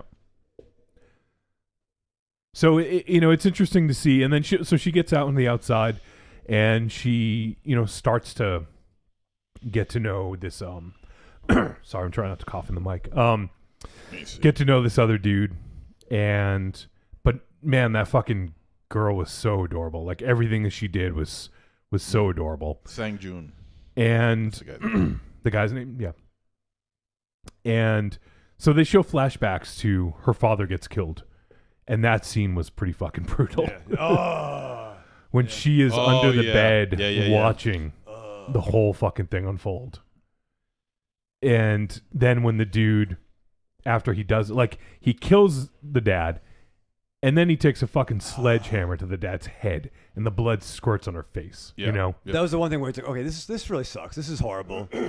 and she's One under more the time. bed. Well, you know, Yeah. it's kind of like, and when I saw that scene in particular, I started thinking that this is like the animated scene from Kill Bill. Yeah. Where, and you know, because here's the woman training to be an assassin, and also she's dealing with the death of her father or her parents, where she's hiding under the bed and he's slaughtered basically. Right.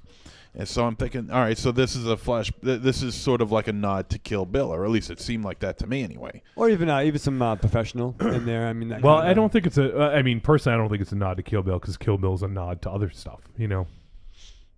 So that's why I think it's just in the spirit of things that inspired it. In the myth, in this kind of the mythology of these kind of movies, if that's a term.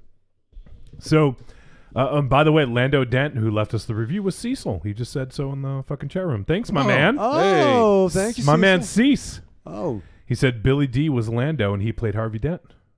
That's right. That's I was trying to think that I knew it was a Harvey Dent reference, but Lando Dent.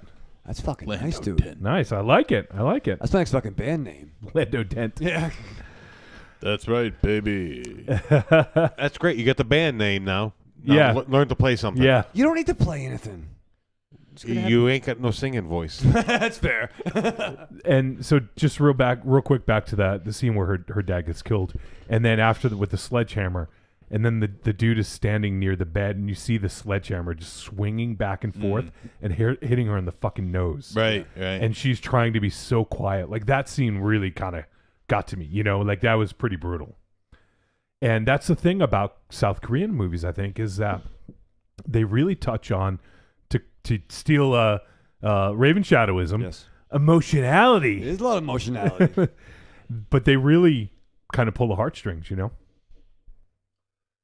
Yeah, they do a good job of it, man. And yeah, I mean, because you start become emotionally involved in these characters, and right. When you see something like yeah. that going down, man, it really tugs on you, you know. Yeah. And it's I don't know. It's something about the South Koreans. They really know how to do it right. Yeah. You know, they really do. We can't do shit here.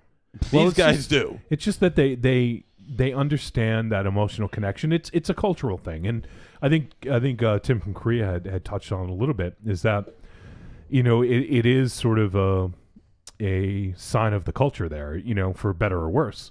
You know, so I remember he touched on that. I forget exactly what he said, but it is pretty interesting. But there's just something that really resonates with me about that. And even though that second act was slow, like I feel like the whole way I just felt like it was setting up something for the third act. And I'm like, oh shit, this is going to have a emotional fucking gravity to it, you know? It was still important. Yeah, absolutely. I think every scene was important. And, you know, it built on the relationship between the two characters and also with the girl as well. And it showed that this dude who is, you know, kind of the sleeper agent was in love with her, you know? Here's a question. And once again, this is, I'm not familiar with, you know, all aspects of the culture or even all aspects of religion. Or any of the culture. Or any kind, even, you know, even local customs and traditions. The cross, though, is so silly question. Jesus Christ. No, I know that. Okay. I know that. You know, but like, is Jesus in Korea? Is Jesus in Korea? I mean, you know what I mean. Like, is he as big over there as he is like in? Like, I know the Ramones are huge in Brazil. Yeah. He's had a couple of hits over there, but is he in the overseas market? Is Jesus? So I obviously don't know much about it, but a real quick search says Korea is a country where all the world's major religions, Christianity, Buddhism, Confucianism, and Islam peacefully coexist with shamanism. So, what was the last one? Shamanism. I'm not familiar with that one. Like a shaman, you know? I'm all into that. Yeah, I mean some shamans. Shaman? Yeah, don't squeeze the shaman. Don't squeeze the shaman. No, yeah, like Luke, like a magician. Like Luke? No, like an Okay. Indian shaman. I'm like sorry, an Indian my fault. No religion. Let's move on back onto the movie. Huh. We have our fill of the religion in the last movie. Well, like a medicine man, like yes. a Jedi. I don't want to argue religion or politics. It's just. Well. Here we go. A couple of bros beating the shit out of each other. Oh, when she hit her in the head? Yeah, I hate this chick. She's a pain in the ass. And that's convenient because you're supposed to hate her. Oh, fair. Cecil says Jesus is big in Korea, sure, because they had missionaries all over. Medicine Man, Sean Connery. Yes, thank you with Lorraine Bracco. I am the last one. It's a different movie. So the next thing I want to talk about is that fucking motorcycle fight scene. I love Asian gangsters fight on motorcycles. I could watch that all day long. I'm gonna go forward a little bit here so we can see it. That was pretty sweet. Oh yeah, fast forward that. Here we go. Yeah. With the katanas going on and shit. Yeah.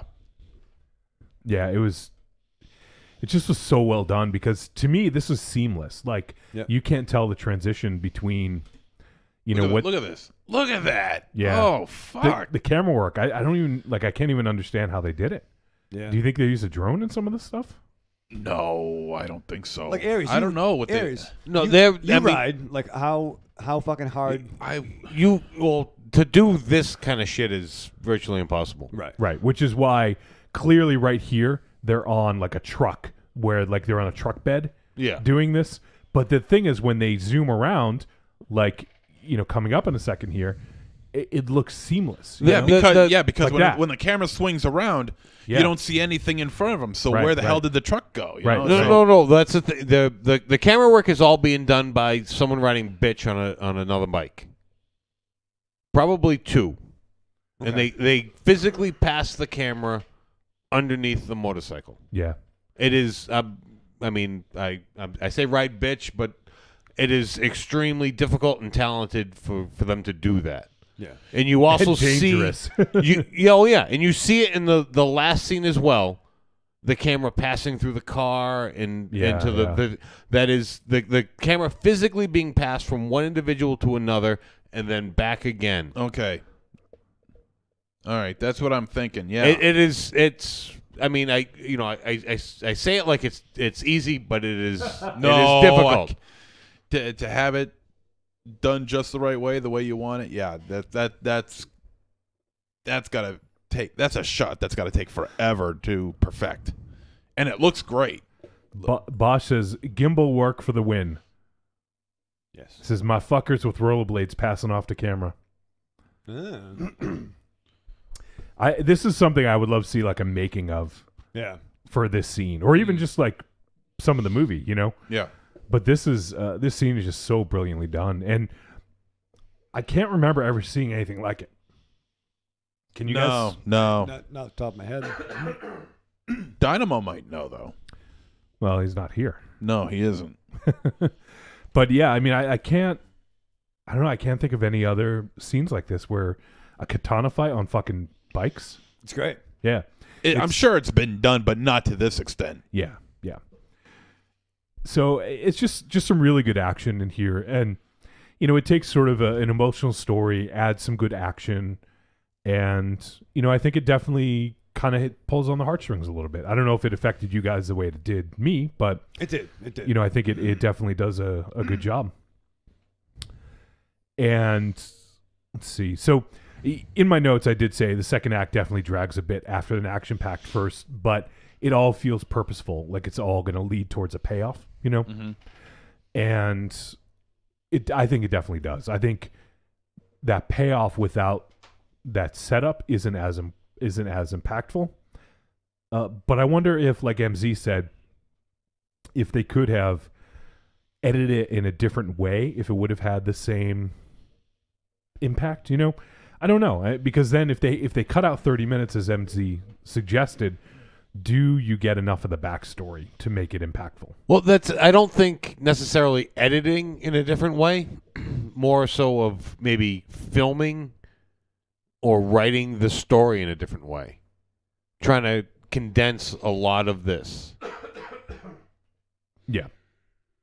Oh, here's the scene where... Although, I mean, there are some very, dramatic scenes involved in this second act. Yeah. But to be fair though, always. Oh yeah, okay, yeah. Always look under the bed. Forgot about that part. Yeah. So, I don't know if there's too much more we can say. I mean, there's some criticism to this. Well, what about the important scene where her and her work partner were taking on a couple of guys in a in a bedroom? Jesus Christ! Yeah. Oh my God! You know, I love these revenge films. You know, and you know, especially when it's has to do with sexual. You know, and where it's you know, the guy's like, you know, oh, you take this one, I'll take that one. You know, we'll, you know, rough them up or whatever. You keep saying that and using the wrong way. What? Sexual. It's not sexual. Then what is that? That connotes like a sexual relationship. No. Right, you're talking about gender, like. Yeah, it's sexual to him. Anything involving a woman. Yeah. Oh yeah, rough her up. Genderal feeling, genderal. No, but yeah. Actually, I don't know what the fuck you're trying to say. But no, they went undercover as prostitutes. Right. Yeah. And to get some gangsters who were doing gangster shit, and they behaved like asshole gangsters. Well, that was her mission. The friend's mission. Oh right, yeah. Where after that time, I mean, like Wolfie was saying, you know, the birth of her baby started to soften her up a bit, and that's when she was really starting to crack under the pressure of being this special agent, you know. Yeah. And it was a friend. It was revenge. one of the few girls that showed kindness to her, or at least genuine friendship. I just had a thought, actually, something I didn't think of while watching it. That's kind of spoilery, so maybe hold off. No. But I guess I'll say, do you think the daughter was that part of the plan? Oh, I think so. I mean, I don't think so. Well, at least in terms. I mean, the fact that she existed, was that part of the plan? Part of whose plan? The machinations of the government. Well, you think like it was like during her being? No, I don't think it was part of anyone's plan. Guy. Okay, it just was something that happened. Oh. Because what happens at the end during the end fight scene, kind of some of the dialogue back and forth there about loved her, you know. But maybe we'll talk about that during the break. We're out there. Oh, look at her. She's fucking adorable. This girl is so adorable. And that scene when I can't remember I don't have his name, but the boyfriend. The table? Nope. Like controlling. Jung Sang. Yeah. The boyfriend, when he brings her home and there are people in the apartment. Right. What happens there, like that was fucking breaking my heart. Yeah. Oh yeah. Oh God. Because she's so adorable, and I just think that's one of the things. I mean, they just do such a good job in the South Korean films of really. And then they latch on these cute little kids, and you really start feeling bad for everybody. Right, you know? right. Oh yeah, because it was the girl from Train to Busan too. Right. Exactly. Yeah. Exactly. Yeah. They know how to fuck with you. Oh, those South Koreans. So, well, I think we need to. I think we could probably head to a verdict on this one, right? Sure. Anyone else have anything else they didn't get out? All right, the verdict. Okay. Trick or treat, baby. I wonder if people would say you're a trick or a treat. Trick or treat, motherfucker. All right, verdict time. We're going to let you know whether this flick was a trick or a treat. Any final thoughts? Start with MZ. Yeah, I thought the action in this movie was really, really well done, particularly the mirrored room, where you just don't see any cameraman, any camera equipment at all. Of course, that could just be done with people done up in blue suits, you know. Hey, camera person. Yes, whatever. Camera person. Hashtag feminism, and and I don't have the fucking it's your boy capability tonight. It's your boy. And I don't know. I thought the CGI wasn't overly distracting in terms of the violence. I thought it was very well done.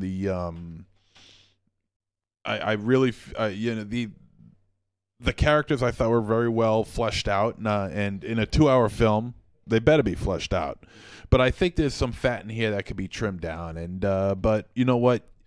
Given the fact that South Korean films are always 2 hours long, this should really be no surprise, and certainly no exception. Is this a watchable film? Absolutely. Is it a good film?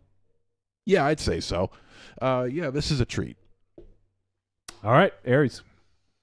Okay. Yeah, I agree with MZ in a lot of this. It's definitely a watchable movie. The 3 major action sequences are outstanding. Yeah. It does drag on a little bit for my liking. But all in all, it is a very good movie, and that is coming from someone who overall does not like subtitled movies. Yep. Yeah. I mean, generally, I don't like subtitles because I feel it takes me out of the movie to have to take my eyes down to the bottom of the screen to read what it's saying rather than just to lose myself in a movie. But this, I actually, even with reading, I found myself lost in the movie at times. Okay. Yeah. Being that, it was more of dialogue driven, so I didn't have to worry about missing visually something. I lost myself in this movie a few times. So yes, this definitely is a treat. Take the time, enjoy this movie. Awesome. Raven Shadow. Yeah, no, I mean, once again, I guess I kind of agree with what the boys said. I was talking to Evil Corny today a little bit about this movie. Yep. And he kind of mentioned a few things that I was kind of thinking too. I mean, there's some elements of La Femme Nikita, or even Point of No Return, which came later. Some of the secret training society to go undercover isn't anything totally new, right? But I did enjoy it. Are there other movies that did this kind of stuff better? There might be, but cut 20 minutes. Cut 20 minutes out of this. And I think I probably would have liked it a little bit more. But no, overall, it was fun. Yeah, treat. Yeah, what's a good one? Treat. You got it. And by the way, this, I don't know if I said, but this is available on VOD. So if you guys want, I see it's available on Amazon for sure, and you can also get the Blu-ray. So for me, yeah, I had a lot of fun with this, and there was like 3, I think someone else mentioned 3 sort of action set pieces in this that were really amazing. Like, we had the opening scene, first person, we had the motorcycle fight, and then there was a couple others, but the end fight when she she drives in with the fucking car and then starts taking fools out. Like, I thought real strong action sequences wrapped around an emotional story. And when something devastating happens, I fucking felt it, and this sort of thing typically doesn't get me the way it does. I mean, then again, like MZ said, this kind of thing doesn't really happen in American films. Right. So, sorry. So yeah. So, but when there's a tragedy here, it's felt quite a bit and really kind of touched me, and it makes you really root for the character. Right. And because of where it falls in the film, it has a lot of emotional impact. So that's why I felt the second act, even though it was a bit long and a little slow, I really enjoyed that stuff. Like, this dude was super sweet, like holding the bus for her. Yeah. And waiting with the umbrella. There was a scene in that scene when she comes home. You guys probably haven't seen it, but it looks like it was taken right out of My Neighbor Totoro. Maybe, yeah. There's a scene like at the very end, and like even the bus looks kind of like when Cat Bus drives off. For those who yeah, Miyazaki's animation, but yeah, and it's an interesting Studio dichotomy between the 2 relationships that she has, yeah.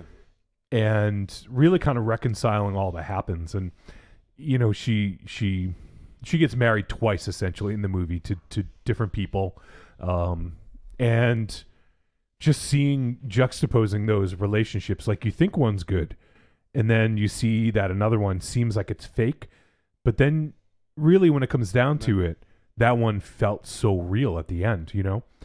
And when she gets some additional information, it's like kind of even more heartbreaking, right? So they definitely don't spare any expense on your feelings in this film, and it can be a bit of a difficult watch, especially for parents. I'll just throw it out there. Probably would be more difficult. But no, I really like this. It has great action and really kind of pulls on the heartstrings. And I think it's a really well made film. I'm glad we got a chance to watch it. So, treat for me, treats all around except for Mars. He didn't like it. Just make a fucking Black Widow movie. Heartless. You know. So there you have it, The Villainess, and our review of it. Now, next week, as I said, we're going to have El Goro in tow. We are going to talk about Blade of the Immortal and I believe Red Christmas. That's one we decided on. I suppose it could change, but I'm pretty sure we'll just do Red Christmas. So those are both available on VOD. Blade of the Immortal is Takashi Miike's 100th fucking film. That's crazy. Jesus. How long has he been doing it? 89, was it? Yeah. Somewhere around there. It's roughly like four films a year. Fucking which is just outrageous. He had a couple years where he did like 6, I think. Jesus, how old is he? He is 26. He was born in 60. All right, so he's coming up on. He's 57. He's 57. Jesus Christ. Yeah. That's a lot. Well, there was a time in the early 2000s, late 90s, early 2000s where he was churning out films 6 or 7 a year. Yeah. There wasn't a month that went by without you hearing about his name attached to another film. He's already got another one done, JoJo's Bizarre Adventure. Jesus. And Laplace's Witch, which is in post-production right now. He's like Jeez. We've done a few of his films now. We did Yakuza Apocalypse, As the Gods Will. Okay. We never did Lesson of the Evil. I wanted to, but we never did. 13 Assassins, of course. Yep. I think that might be it. I mean, he's like the Japanese Stephen King. I was just gonna say that. The Stephen King of cinema. He really is. He really is. Like, he just fucking pumps it out. Pretty good. Yeah, his first flick was in 91. Okay, so it was close. Jesus Christ. So he's churned out a shitload of films in 26 years. Fucking hell. So yeah, we're going to watch Blade. I haven't watched 100 films in 26 years. What do you think of that? Oh, I know. Oh, we believe that. I don't think you've watched 100 films since we've been doing the show. No, he has. He has. Has he really? Yeah. Wolfie? Yep. Has he really? Yeah, but just not pertaining to the show. Yeah, so Big Trouble in China about 100 times. Because we've done, at this point, we've done now at least 281 films. And then we do double features here and there. So I'm going to say we're probably up over like 310. Yeah. So you had to have seen at least 1/3 of them. Yeah, I've seen like. You can hope. I've probably seen what? We've seen, I don't know, 200 probably. Well, he's seen 4 in the last 2 weeks, so I mean, It's true. Can you keep it up? Well, yeah, we're halfway through the cram jam. He's got to roll for keep it up all night. Roll for initiative on that stamina. I don't have to roll in the masquerade. I just got to project and convey and act. That's where the emotionality of the character lays, not with a pencil and a fucking die. You know what I'm saying? No. Jesus. No, I don't. I haven't got a fucking clue what you're talking about. Let's get to some feedback, shall we? Yes, we shall. All right, so we actually got a pretty good amount today. We got a couple from Nick. I actually missed this one last week because Nick had sent it very early on in the week, so I didn't get a chance to. I totally forgot about it. So we'll start there. Nick, he watched the Superman films. Yes, I'm very interested. So he's going to give his view on Superman movies 1 through 4. This is the Christopher Reeve. Oh, yep. Yeah, Good. So turn the volume up and let's hear from Nick. What's up, Trick or Treat Radio? Nick here. I was thinking about doing a 1 through 4 film review of Superman, original Superman films, but I don't know. I think I'd rather just talk about them as a whole and maybe touch on some things. So one thing I got to take away, the main thing I got to take away from these movies were I never watched them before. You know, you always heard like Christopher Reeves, you know, from anyone older than me was, you know, Christopher Reeves was my Superman. That's the only Superman. I'm just like, okay, we haven't had a lot. So it's like, I kind of get that. And then, you know, I wasn't into comic book movies until way late, like until basically right now. So I was like, okay, I didn't really even watch the Brandon Routh one in 2006. And, so I was like, okay, so the only one I really knew was the new one, Henry Cavill. And I really like him. So I was like, I'll go back. You know, I picked up the set and I wanted to check them all out. And the one thing I got to take away is like, Christopher Reeves was Superman. There really is no Superman. Anyone that's going to do Superman from now on is trying to do a Christopher Reeves, and not in a bad way, not in a way of like saying, you know, I'm doing his stick. You know, I definitely think Henry Cavill's Superman is different than Christopher Reeves. They're different time periods, so they should seem different. But one thing I have to take away from Christopher Reeves is doing it first. You know, and I'm not talking about the 1930 ones or 40s ones or whatever. Like, everyone knows whatever. It's like the Batman one from the 50s and stuff. You can't really take that one in effect. He kind of was doing it first, so, like, where do you go off of? And I think he did a great job. I think he definitely studied the comics, and he was he was that golden boy. He was Americana Superman, you know what I mean? He was... They bring it up a lot of times in the movies, the perfect Boy Scout, the ultimate Boy Scout. He just was the epitome of America. He was the epitome of right. He was the epitome of just the perfect human kind of thing. In a sense of Americana way, you know, like a bring our boys back, and you know almost like a Captain America. But he just did a phenomenal job. Like, you know, all the powers and stuff, he really sold it. You know, people can be like, oh, the CGI, you know, I'm watching these on Blu-ray, but, you know, you still see, like, you can see the green screen and this and that, but it's so charming because it's just, like, he really put his all into it. And Superman 3, when he's fighting Clark Kent, like, that's awesome. Like, I'm sure this means nothing. This is just me in my own mind imagination. Like, that was maybe like their idea of his Bizarro Superman, and I thought that was really cool. Like and they even changed the color of his cape and darkened his blues and his tights, and it was just awesome. And that's basically what I got to take away. You know, 4 was pretty bad, and 3 was okay, and 1 and 2 are the best. 2 is probably the best in my eyes. But you know, even in 4, like, I still love stuff he did. Like, Christopher Reeve was Superman and always will be Superman. And, you know, if Henry Cavill keeps doing it or whoever gets it next, maybe they'll bring that spark back, but it's never going to be Christopher Reeve. And I've become a Superman fan because of him. So I'm right there with you, Raven Shadow Bombaleo. I love this guy. I mean, right now it's still Batman then Superman, but you really can't have the yin without the yang, and that's, you need to have Superman. So that's kind of my 2 cents on it. So thank you guys. Bye. There you go. Yeah. Yeah, Nick.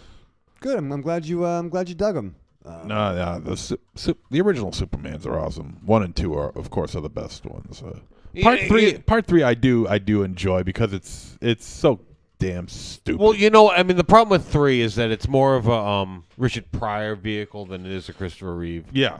Yeah, what were they thinking? That bothers the shit out of me. But remember, too, I mean, according to legend, when it came to that, was they hired Richard Pryor to basically, they wrote the script, his lines for him, and they figured he would just improv and do his own thing.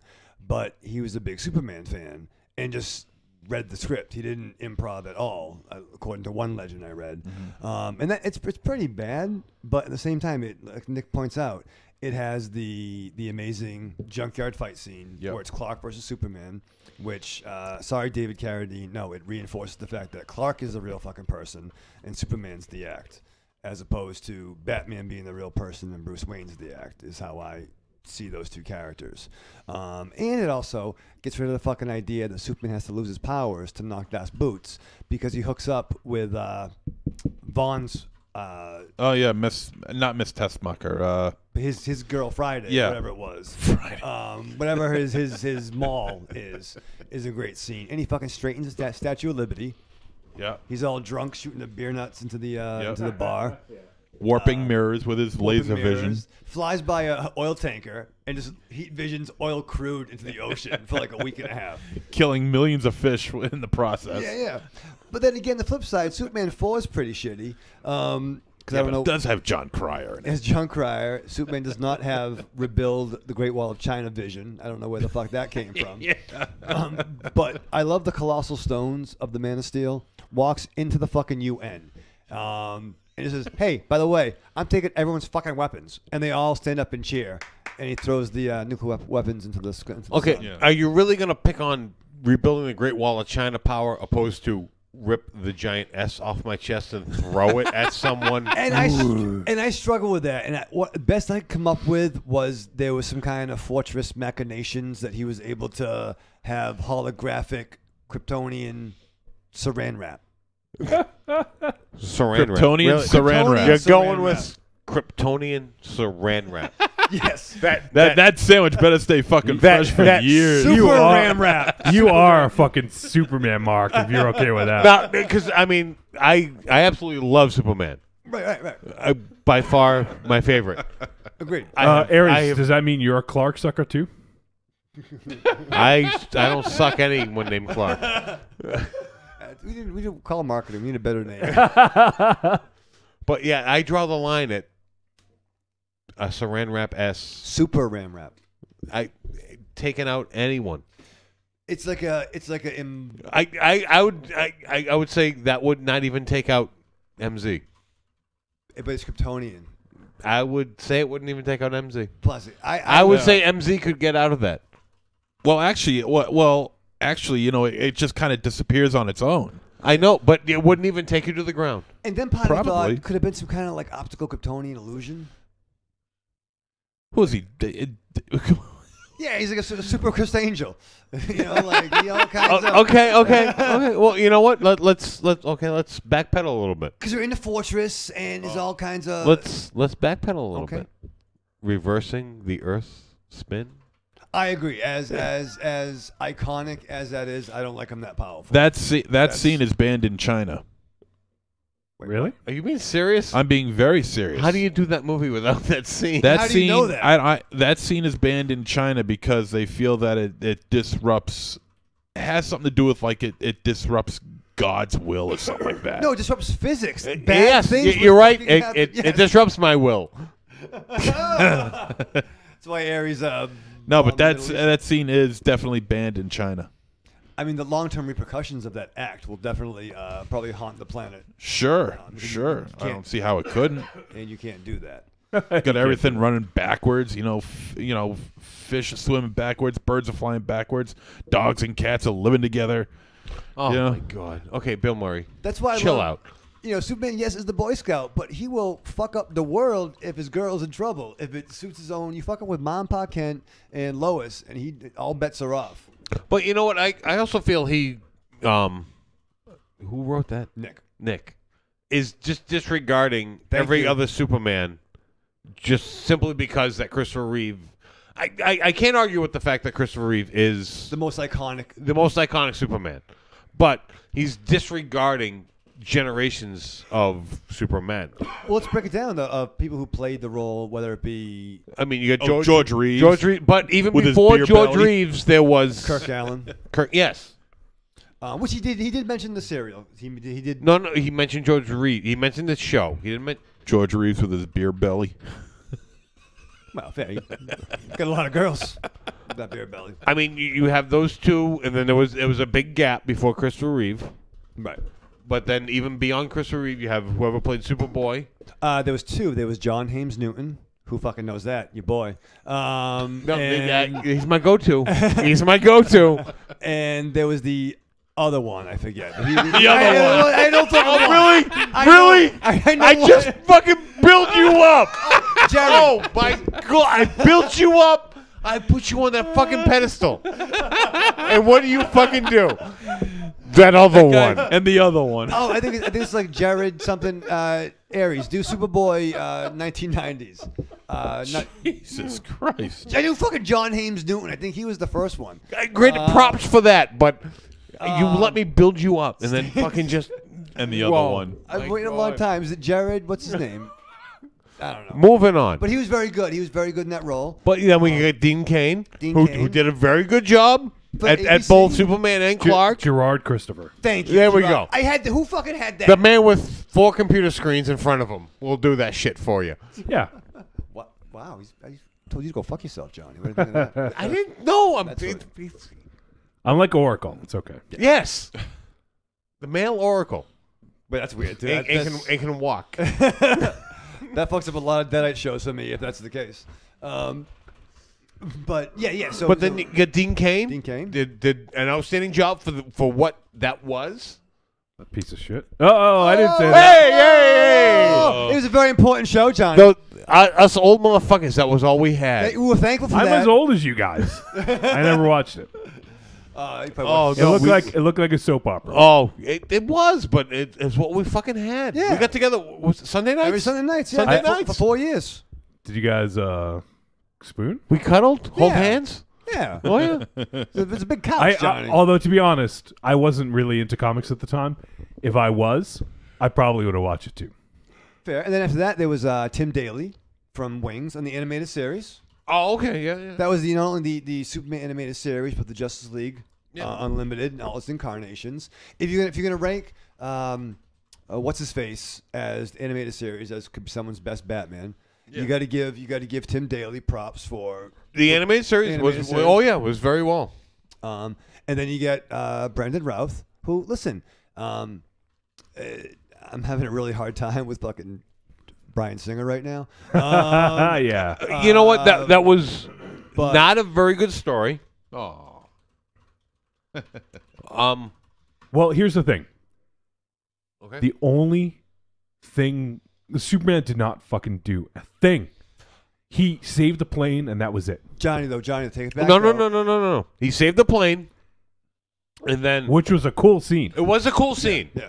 And then he was heading out to the island, and then shit had happened in Metropolis, and he turned around. And he started saving people in Metropolis for a little while. With all the stuff, but he never fought anything. No. I'm not saying he fought it, but I know. But with Superman, don't you expect to see him like? I would love to see that. Yeah. But there was that aspect. He was saving the city, and that was cool. He didn't throw a punch in Superman 1 with George Reeves. He didn't fight anybody. Mm-hmm. You know what I mean? And he didn't really he used his powers. But he didn't brawl with a villain in the first Christopher Reeve movie. Now, in those days, I mean, it kind of would have looked silly, right? Probably. And to that point as well. Yeah. I mean, when this comes out with Brandon Routh, 2006, right? They probably could have done something. I mean, I hate the fact that he lifted the island made of kryptonite. Yeah. It's like you gave the guy the one weakness, and then you just took it away. It's like, fuck off. But he got fucking tuned up, though. I mean, like he got tuned up. He should have got tuned up. He's on the island of kryptonite. Then he should not be able to lift it. Here's what I'll say. So my favorite Clark Kent is definitely Christopher Reeve. He, to me, is Clark Kent. Yep. And I also think he is the most iconic Superman. Yes. Now, having seen Henry Cavill as Superman, he is physically imposing. From now on, I need to see a Superman that's as physically imposing as he is, because I think he has this great presence on screen. I don't think he's the best at portraying the character necessarily, but he looks like Superman to me on that screen. But at the time, Christopher Reeves was that ideal man. That sure. You didn't have that that whole six-pack ab thing going on. I will agree that the definition of a Superman has changed over the years. To think it could have culminated in the Nicolas Cage Superman. But he didn't have no padding. Bite your tongue. That was all legit, though. That was all Reeve. That was all spandex and dude. You know what I mean? That was ain't no padding. Yeah. You know, don't put not me enough. in tights. Not Well, enough. I mean, not granted, enough padding to and- put enough hair on his head to and- keep himself and- from looking bald, right? In the Henry Cavill, I mean, there's not like fake muscles in there. Oh no. Right. It's that's legit, yeah. it's a thicker suit than the spandex that Reeves wore, but that is him. Oh, that scene when he's like fucking topless on the freighter covered in fire. It's like, Oh, yeah, fuck yeah. you. Calm down. You know? Calm down. Oh, you not getting coming- lubed up. Yeah, come on. No, call in. And all right, so let's just take it back. Let's not forget somebody. Let's not forget somebody very fucking important. TV's fucking Tom Welling. Oh yeah. 10 fucking years. 10 years of Man of Steel. You know what I'm saying? Yeah, but the problem is he never put the suit on. The last episode. All right. That What's was next? CGI. How is this guy? What? Let's get moving, Johnny. Come on. Listen, Nick, Enough I had a of this. topic. We could have a fucking Superman podcast with Yeah. these two. Yeah. Oh my And God, they would we love could. it. Yeah. Oh, Let's just do our own show. I'd come 3 or 4 times. Let's do it. All right. Let's start. Let's start now. Shit, is this on? Let's go back to editing. Murph, pick up. Oh shit. Way to go, Nick. I Thanks. love that nobody's fucking said anything in the chat room since you guys started talking about Oh, Superman. come now. on. Chat room went dead. Oh, Are you fucking really? these people know Well, better. there's going to be Nick has another voicemail about Superman, so let's good, hold yeah. off. Oh, on the conversation, good. Come on, Yeah. let's hear it. Bring it, No, we're gonna hold off. Get this rating. fucker. So let's go to our boy Evil Corny. Hey guys, this is Evil Corny. I'm calling to name my favorite villainess in a film, and that is that of Louise Fletcher as Nurse Ratched in One Yeah. Flew Over Cuckoo's Nest. Oh, wow. One of my favorite films growing up. And I think, oh yeah, she is a Birmingham, Alabama native. Wow. You all have a good week. Evil Corny out. Oh yeah, guys, and I've been proud of Raven Shadow for the last couple of weeks. Well, most of this year he's been he stepped his game up watching the films, and now I can't threaten him with pumpkin bombs for not watching films. Y'all have a good one. Evil Corny out. Thank you, Corny. You are the wind beneath my wings. Awesome, Corny. Thanks, buddy. And that's a good one. That's gonna be hard to top, I think. That's good. So, but we'll continue on, and we have two from. Actually, I think they're connected. I'll hold off. Let me go to. This is from 2 weeks ago, I think. I missed Mr. Jeremy McFarlane talking about his favorite action horror film. So that was a couple weeks ago. So let's hear from Mr. McFarlane. Hey, Trick or Treat Radio, it's Jeremy. I'm a little late to this, but I know you guys are talking about your favorite action horror movies, and I have to say mine is definitely the 1986 masterpiece, for me at least, The Hitcher. Rutger Hauer, C. Thomas Howell, Jennifer Jason Leigh. It's fantastic. Got John DeMont, I think his name is, the sheriff. He's a sheriff in this one. He's also the sheriff in the 88 Blob. This is a classic flick. I mean, this movie starts up and it never stops. It keeps going, man. Just when you think it's about ready to settle down, it just keeps on moving. Rutger Hauer is particularly terrifying in this flick. One of the things I love most about it is that it has shows a lot of the aftermath. Even though it has plenty of fantastic action scenes, you have the classic shot of Rutger Hauer taking down a helicopter with a handgun. It's got a bunch of scenes with cars on the sides of the road. You know, the movie mostly takes place in a desert. With all these families had already been slaughtered and stuff, and from Rutger Hauer's character. But a lot of these aftermath scenes were like C. Thomas Howell has been basically let out of a cell, and he's wanders upon a sheriff's office or a restaurant, a coffee bar or whatever. And people have been slaughtered, and it's all because of this great cat and mouse game that Rutger Hauer's character likes to play with him, in particular, and does not kill him straight away. You have a fantastic scene with Jennifer Jason Leigh being tied up from ankle and wrist to between two 18-wheelers. It's an incredible scene. Love it. The way it's shot, and it's written by Eric Red, who I think is a very underrated writer. Wrote Near Dark. Did a really cool. He wrote and directed this really cool, for me at least, really cool little straight to DVD flick called 100 Feet with K. Jansen. It's got a great kill in it. Nice little story. He's always been a very tight writer, in my opinion. And that's what The Hitcher is. It's a very tight movie, but it flows spectacularly. I mean, it's a fantastic flick. I would even recommend The Hitcher 2 with C. Thomas Howell again, and it's got Jake Busey as the Hitcher this time around. It's not anywhere near the classic status of the original Hitcher, but it is a lot of fun. It's a lot of fun. Jake Busey is just chewing up scenery, just acting just as crazy as Pop. It's a lot of fun, but The Hitcher is definitely my favorite action horror movie of all time, and I don't hear people talk about it very much, and I think they should, because it's a really well-made movie. But anyways, guys, take it easy. Been loving the show, and keep on rocking. Love you guys. Bye. Yeah. Thanks, bud. Thanks, dude. Yeah, I'll have to agree with him. That is an outstanding movie. Yeah, it is.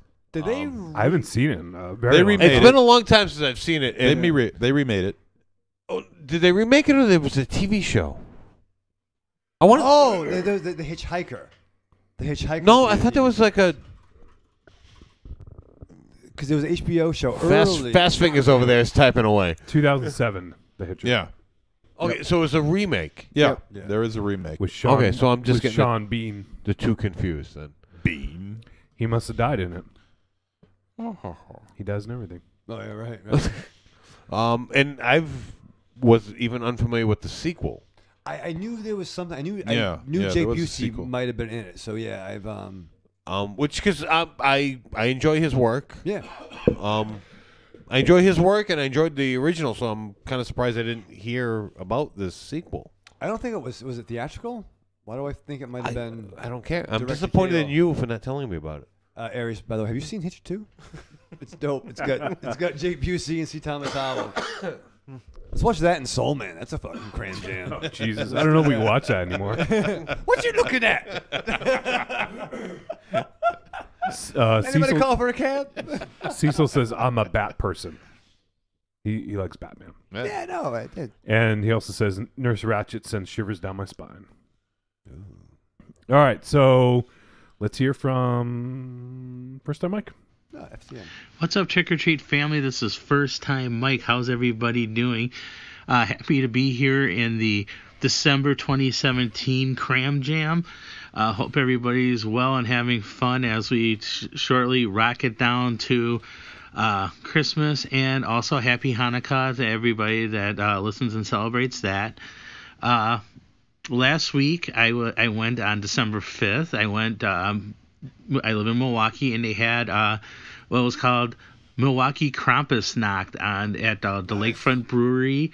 It's a local microbrewery and they had a old-fashioned Krampus parade at their brewery as it was on the River Walk. So I went with a friend of mine, me and her, sat down there, and they had a little parade with a couple Krampuses and like weird Christmas and like horrible things from other cultures. There's a Welsh crone, I believe. No, that was a horse face, and another crone.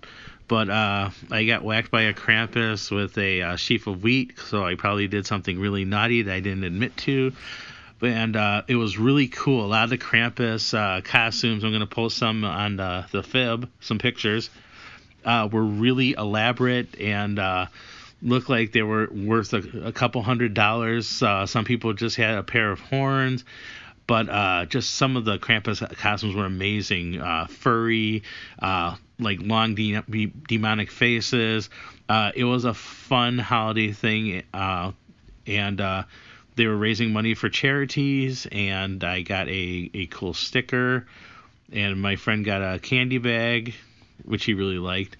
And after that, we went in, and there was some music. And food, drinks, a little like white elephant sale, raising some money and giving gifts for children that need it, and other local charities. It was fun, and it was run by a place called the Milwaukee Paranormal Society, and they said it went so well this year, they're going to be doing it next year at a bigger venue, and I'm all for it. Me and my friend are already going to go next year because it was a fun experience. So that's the Holiday Krampus Parade. I have a question for you all tonight, and because I figure next week's going to be really busy. What is your favorite Christmas carol? The one that it could be a classic, it could be a weird novelty one, it could be something you either wrote or I never heard of before. But to everybody here tonight, what is your favorite Christmas carol? This is first time Mike. Already going to be starting baking a lot now because I got a couple of Christmas parties to go to. Wishing everybody a good night. Bye. He's asking a bunch of heathens like us. Yeah. You know what? He wished to have Merry Christmas and a Happy Hanukkah. I feel he left MZ out of the mix by not wishing Happy Kwanzaa. Oh. Yeah, FTM, you're kind of slipping, man. There's a lot going on. It's why we say Happy Holidays. There's a whole bunch of motherfucking ones. Let's see. Favorite Christmas carol, huh? Honestly, I'm gonna sound like such a fucking like no fun jerk, but I don't like any. How about Christmas song? Christmas song? Right. Because I feel there's one record that does the Christmas season justice. Oh, I know. This isn't what you mean, but I have one. I have one. Oh no, go ahead. You first. I had one first. Okay, Can you I were go? the okay. I was okay. Your panties in a bunch. I'm very excited about this. Apparently, there's only one record that does the Christmas season justice in my mind, and it came out in 1984. Okay, and that would be Spinal Tap's "Christmas with the Devil." All right, I can go with that one. Okay. All right, I got one. Yeah, go ahead. You're gonna play it? I'm gonna play, yeah. Oh. Which one? All right, this is the one. I gotta go with this one. Let me see. We have a scarf for Skywalker, right? Oh, shit. For the princess? Yes, what about Han Solo? I forgot this existed. Christ. Wait till you hear the chorus. Here you go. Big problem. What? Couldn't we get him a comb? He gave him a comb last year. What do you get? A Wookiee for Christmas when he already owns a comb. You gotta be. What do you get a Wookiee for Christmas when he already owns a comb, Raven Shadow? Bowcaster. He's got one of those. Give me a fucking A barrette. A barrette. Yeah. A barrette. Hair elastics. Crimper. You get a Wookiee for Christmas. Detangler. It's really a problem. Jesus Christ. God. Yeah. The Ewoks really fucked up a galaxy far, far away, right? Thanks, George. Yeah. I completely What's the name of forgot this? that What is existed. This was before the Ewoks. This is I know, I know. 1980. Christmas in Christmas the in the Stars. This was the Star Wars sequel. Star Wars Christmas album. You gotta be. Oh yeah, this is when they were really milking it. They've only yet to milk. Yeah. It's going to be flowing. There's a lot of milk left in that teat. That's a big old, You know what I love? big old Star Wars teat. Porky Pig's Blue Christmas. A Death Star sized teat. Porky Pig's Blue Christmas. I love that. It's a Star Killer base style teat. Porky Pig's what? Porky Pig's Blue Christmas. Okay.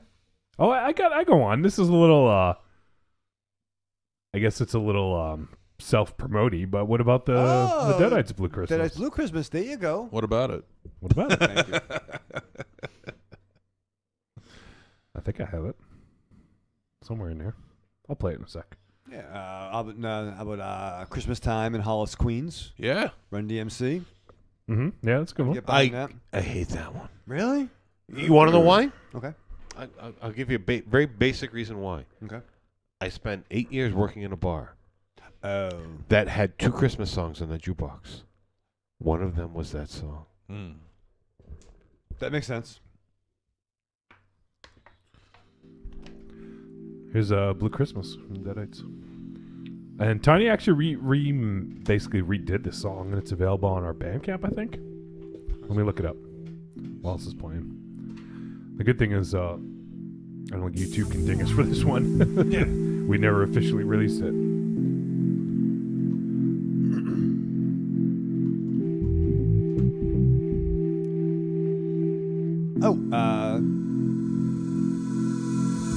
It's Christmas in the city. All the buildings burning down. Children watch the smoky sky. It's the song was like basically could have been written for a South Korean movie. Yeah, right. It's pretty bleak. That's a great song. No, you know what? How about G.G. Allen's 12 Days of Christmas? Oh my God. How about no? How about yes? So here's the remix of Blue Christmas that came out 2 years ago. And this is available on the Bandcamp. Go to the deadites.bandcamp.com and you can buy Blue Christmas for $1 or more, whatever you want to give. At least $1 though.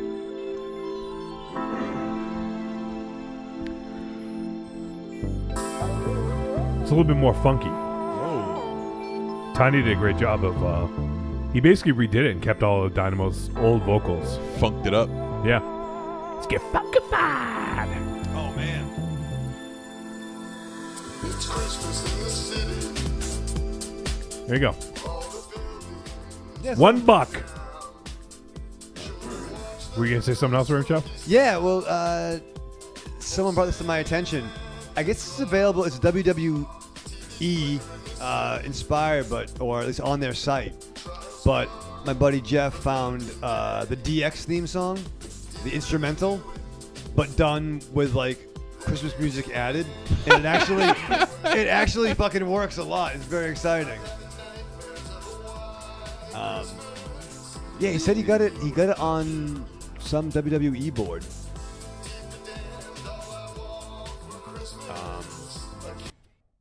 I think I found it.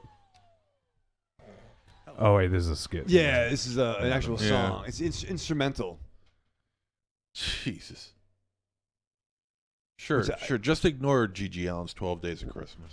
Yeah, I will. Yeah, he's kind of a degenerate scumbag. Well, okay, fair. DX, fine. Yeah, right. All right, fair.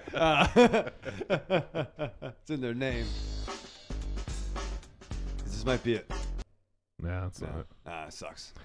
Yeah, I don't know. And then lastly, how about Dee Snider's Twisted Christmas? Oh yeah, the whole album. Yeah, yeah, I have that somewhere. Yeah, see, Twisted Christmas. That's dope. Yeah, there it is. Yeah. Yep. That's kind of my be-all, end-all for. Do you have one of the songs you want to hear? What's one of the tracks? Have yourself a merry little Christmas. Oh, come all you faithful. White Christmas. I'll be home for Christmas. Silver bells. I saw mommy kissing Santa Claus. Let it snow. Deck the halls. Christmas song. Yeah, one of the first two. All right. Oh, come all you faithful. Yeah. Fuck you, Christmas. Oh yeah, I forgot they did him. They did him like their own song. Yeah, like. Yeah. This is my joint right here.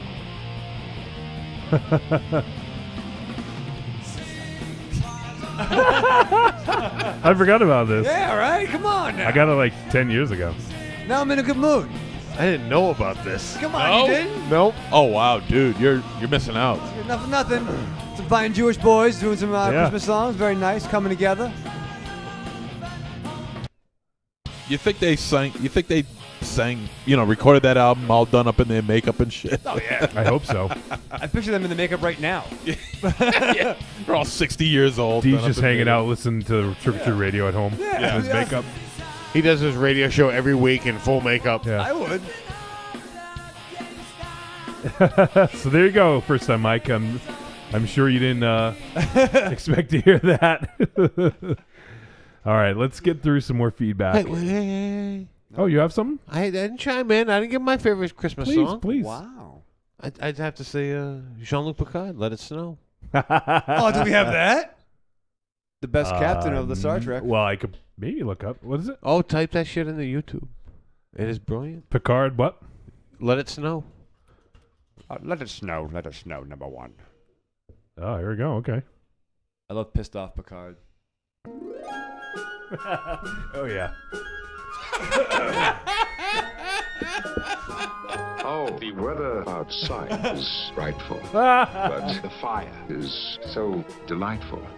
And since we've no place to go, make it so. Make it so. Make it so. Doesn't show signs of stopping. This is fucking And great. I brought me some tea Earl Grey hot. The lights turned way down low. Make it so. How much fucking Make it time so. do you need to have to do Make it this? so. Lots. When we finally kiss. Good night. Well, if the internet has proven anything, it's that we all have a whole shitload of time in our hands. Shut up, Wesley. All the way home, I'll be warm. Oh, the fire is slowly dying. Jesus, we're not even halfway through it. Goodbye, then. But As long as you love me, so, make it so. make it so. Make it so.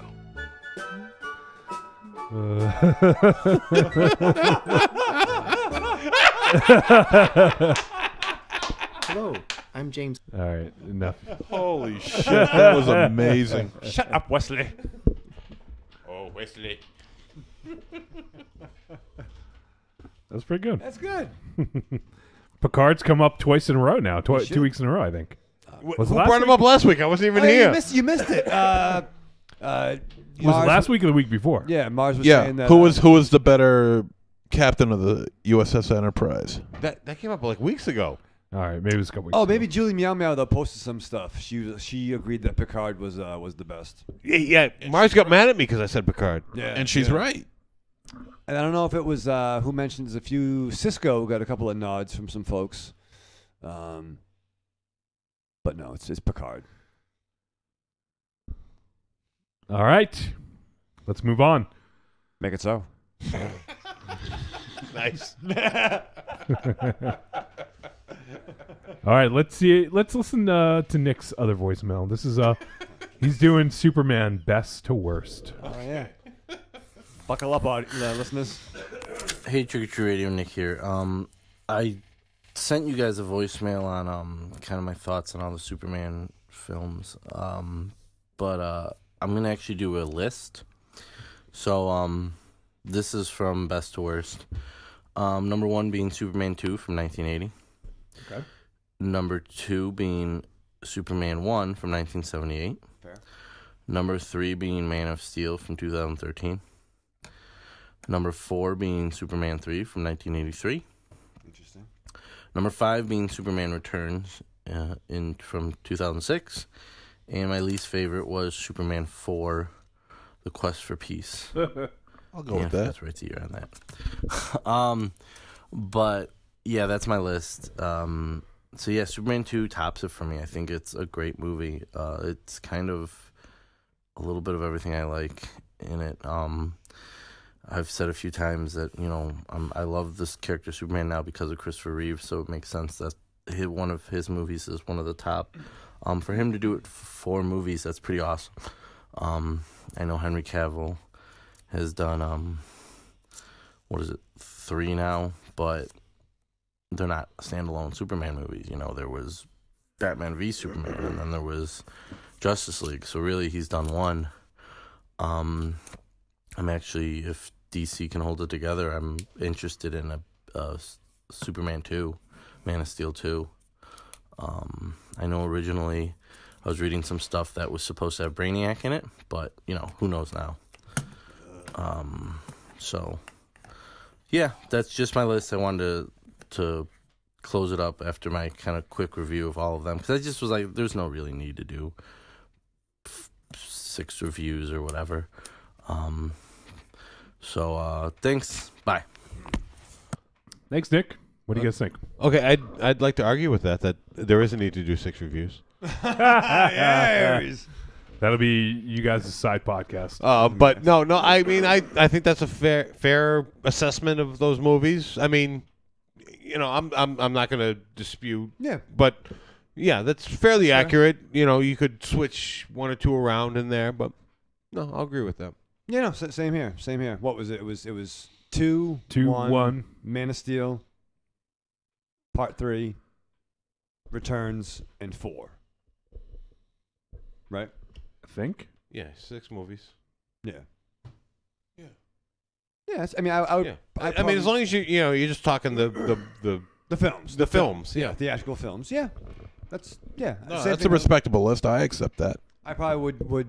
The Move. fuck do you know about Superman? He's got a cape. He can throw a cellophane S off his chest. I've seen the films, and I agree with Nick's assessment. I think he's spot on. Is Superman Dose your favorite Raven Shadow? Yeah. 2 is the best. It really is. Come on. Where does Man of Steel rank for you? Is it where Nick put it? It could be fair. Yeah, it could be fair. There were things I wish Man of Steel could have. And we could be here a long fucking time. I know. Yeah, maybe we shouldn't. Yeah. No, Can we book this for another show? Yeah, We'll really, just 2 of us come in, just talk for hours. Yeah, standing. Go to Denny's afterwards. It'd be nice. All right, we'll leave it. We'll leave That's fair. I probably would bump Returns over a little bit higher, over 3. Whoa. Oh, okay. Over 3. Yeah, 3 is tough to. Yeah, 3 has some great. It would have moments. to be 3 and 4 as the worst ones Yeah, for me, probably. yeah. So, all right. That's fair. Last voicemail. There's 2 parts to this one. It is Julie Meow Meows. Thank you. Mars isn't here to blush. Hello, Trick or Treat Radio. It's Julie Meow Meows here, and I'm sorry if I sound a little stuffed up. I've got a little head cold, a little bit under the weather, so bear with me. I called today because I asked Mr. Mars to send me a couple of wrestling matches to review, because I don't know if you guys know this. I am a total wrestling expert. I'm just going to review the first one that he sent me, or one of the first ones he sent me. I think it must be New Japan, because the commentary is all in Japanese. I think I didn't understand what they were saying. The contenders were Shibata. I think it was Shibata, because I remember it rhymes with ciabatta bread. And the other fellow was Kyle. I think his last name was O'Reilly. I'm just going to call him Kyle. They're wearing their little man speedos, their little man underwears with their high boots, and I guess I'm used to like wrestling here in the States, where they're wearing really crazy outfits and shouting insults at each other and just like throwing themselves all over the place. A lot of drama. There was a lot of that with this, which I thought was surprising. When they first started out, it reminded me kind of like Olympic wrestling, where they're just trying to pin each other down. But after a while, it was a 30-minute match. After a while, once they got into it, Mr. Shibata started doing some really impressive moves. I really liked him.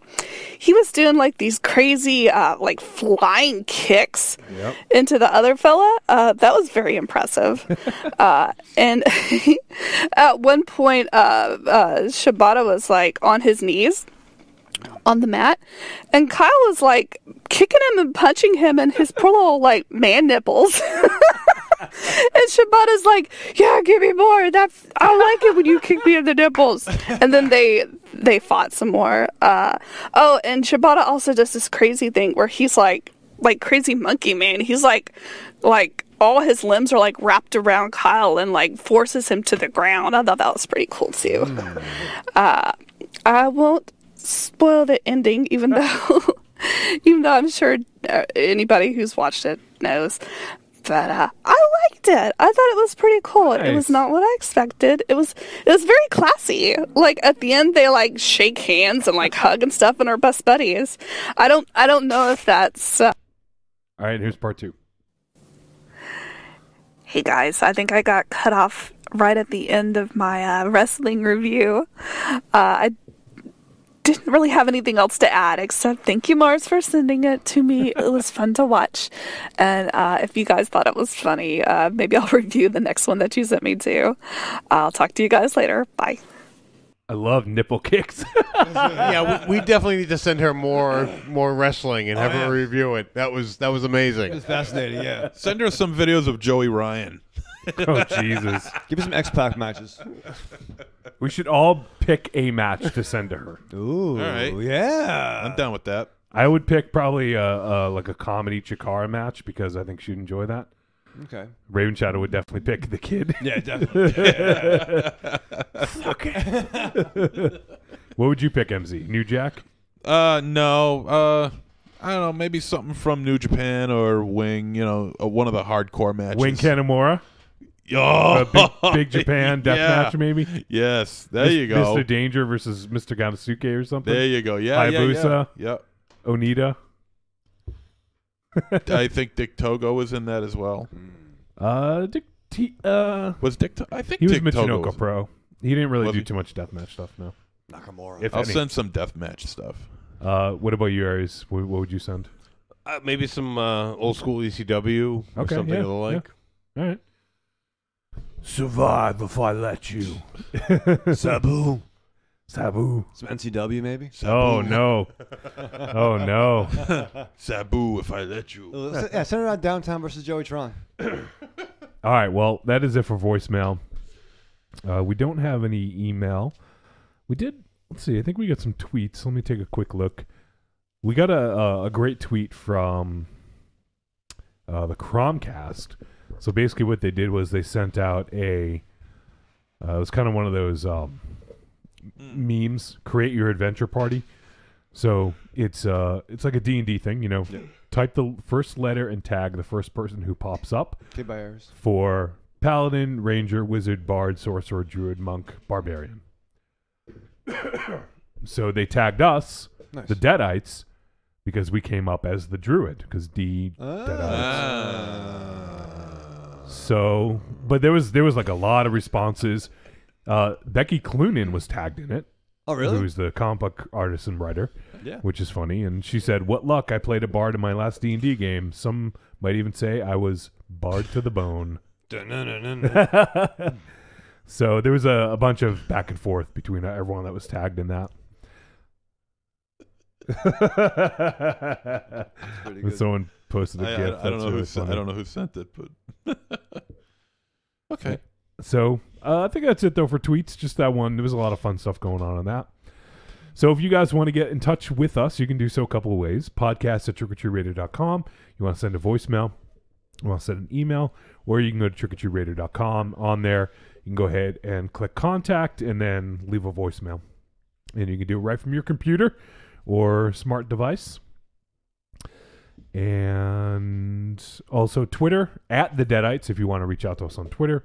And obviously we have the Facebook group, Trick or Treat Radio.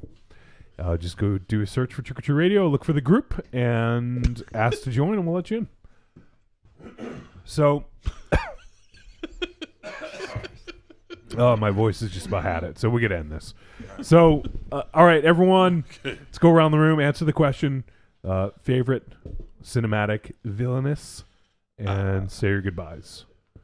Do you have one, MZ? I do. I had it listed up here because I couldn't remember the name. Perfect. Yeah, Blanche Baker is an actress, and she played a character called Ruth Chandler in a movie called The Girl Next Door. Who that movie, and she is just a vile, vicious, horrendously evil woman. And she takes care of this orphanage, and she's particularly cruel to this one little girl, in ways that is very hard to shake. And that's my choice. And if you haven't seen The Girl Next Door, I highly recommend it. Yeah, if you love comedies, it's a lighthearted comedy. Yeah. All right, say goodbye. Arrivederci, you beautiful douchebags. All right, Aries. I didn't really have much time to think about the question because I wasn't here and sprung it on you. Yeah, I don't listen to the fucking podcast. So thank you. Well, we didn't actually think of it last week. I thought of it yesterday. Oh, okay. So I'm really not at a disadvantage. No. Okay. There goes my excuse. But no, I think I'd have to go with Kathy Bates in Misery. Oh, that was mine, you son of a bitch. Oh, Annie Wilkes. Good thing I let you go. You let me go first then. Yeah, no, she's just beautiful in that movie. It's just, I think she's a great actress all around, but just in that movie, she's just great. So that's my a good pick. Oh, and yeah, goodbye. All right, Raven Channel. All right, I what I kind of came up with my first go-to. I didn't expect our previous conversation, but I'm gonna go back to the well and say Ursa from Superman 2. All right, the that's a three good one. Kryptonian Yeah, criminals. I mean, yeah. when she fucking pulls the astronauts, tag off, and he fucking flies off into orbit and runs amok. Yeah, she's a bad girl. I like that. All right, you go back. Oh, live fast, love hard, die with your mask on. All right, so I guess I don't know. This just came to mind, so I guess I'm gonna go with Joan Crawford in Mommy Dearest. Ooh. That was on my list too. Yeah, know why I hang on like a motherfucker. Yeah. She's actually really scary in that. Oh, she is. I saw that as a kid. and She is yeah. terrifying. Oh, yeah. It was always when we first got HBO. It was always on like Saturday mornings at like noontime. Yeah. And like, what the fuck is this about? So that would be mine. So, oh man, I'm losing it. So we could end this. So everyone, if you listened to this before, come join us on Saturday, December 16th, for our spoiler-filled Star Wars discussion. It's going to be Saturday, December 16th at 8 p.m. Eastern Standard Time. TrickorTreatRadio.com. If you miss this and don't hear it live, or you haven't seen the movie by that time, it'll be available on YouTube, and we might release it on the feed. So you guys can check it out somehow. And if you do get this and you want to let us know your thoughts about the film, definitely send us some feedback. Podcast at TrickorTreatRadio.com. Prefer voicemail, but email will do. And we'd love to hear from you guys. So I gotta end this episode before I can still talk. So next week we have El Goro. And he is... What are we doing? Oh, yeah. Blade of the Immortal and Red Christmas. So, I need music. God damn it! You want me to just sing us out? No. Take us out before you kill yourself. I know. That's good. There you go. All right, so everyone come back and join us episode 282 next week. It'll be a fucking blast. We'll see you then.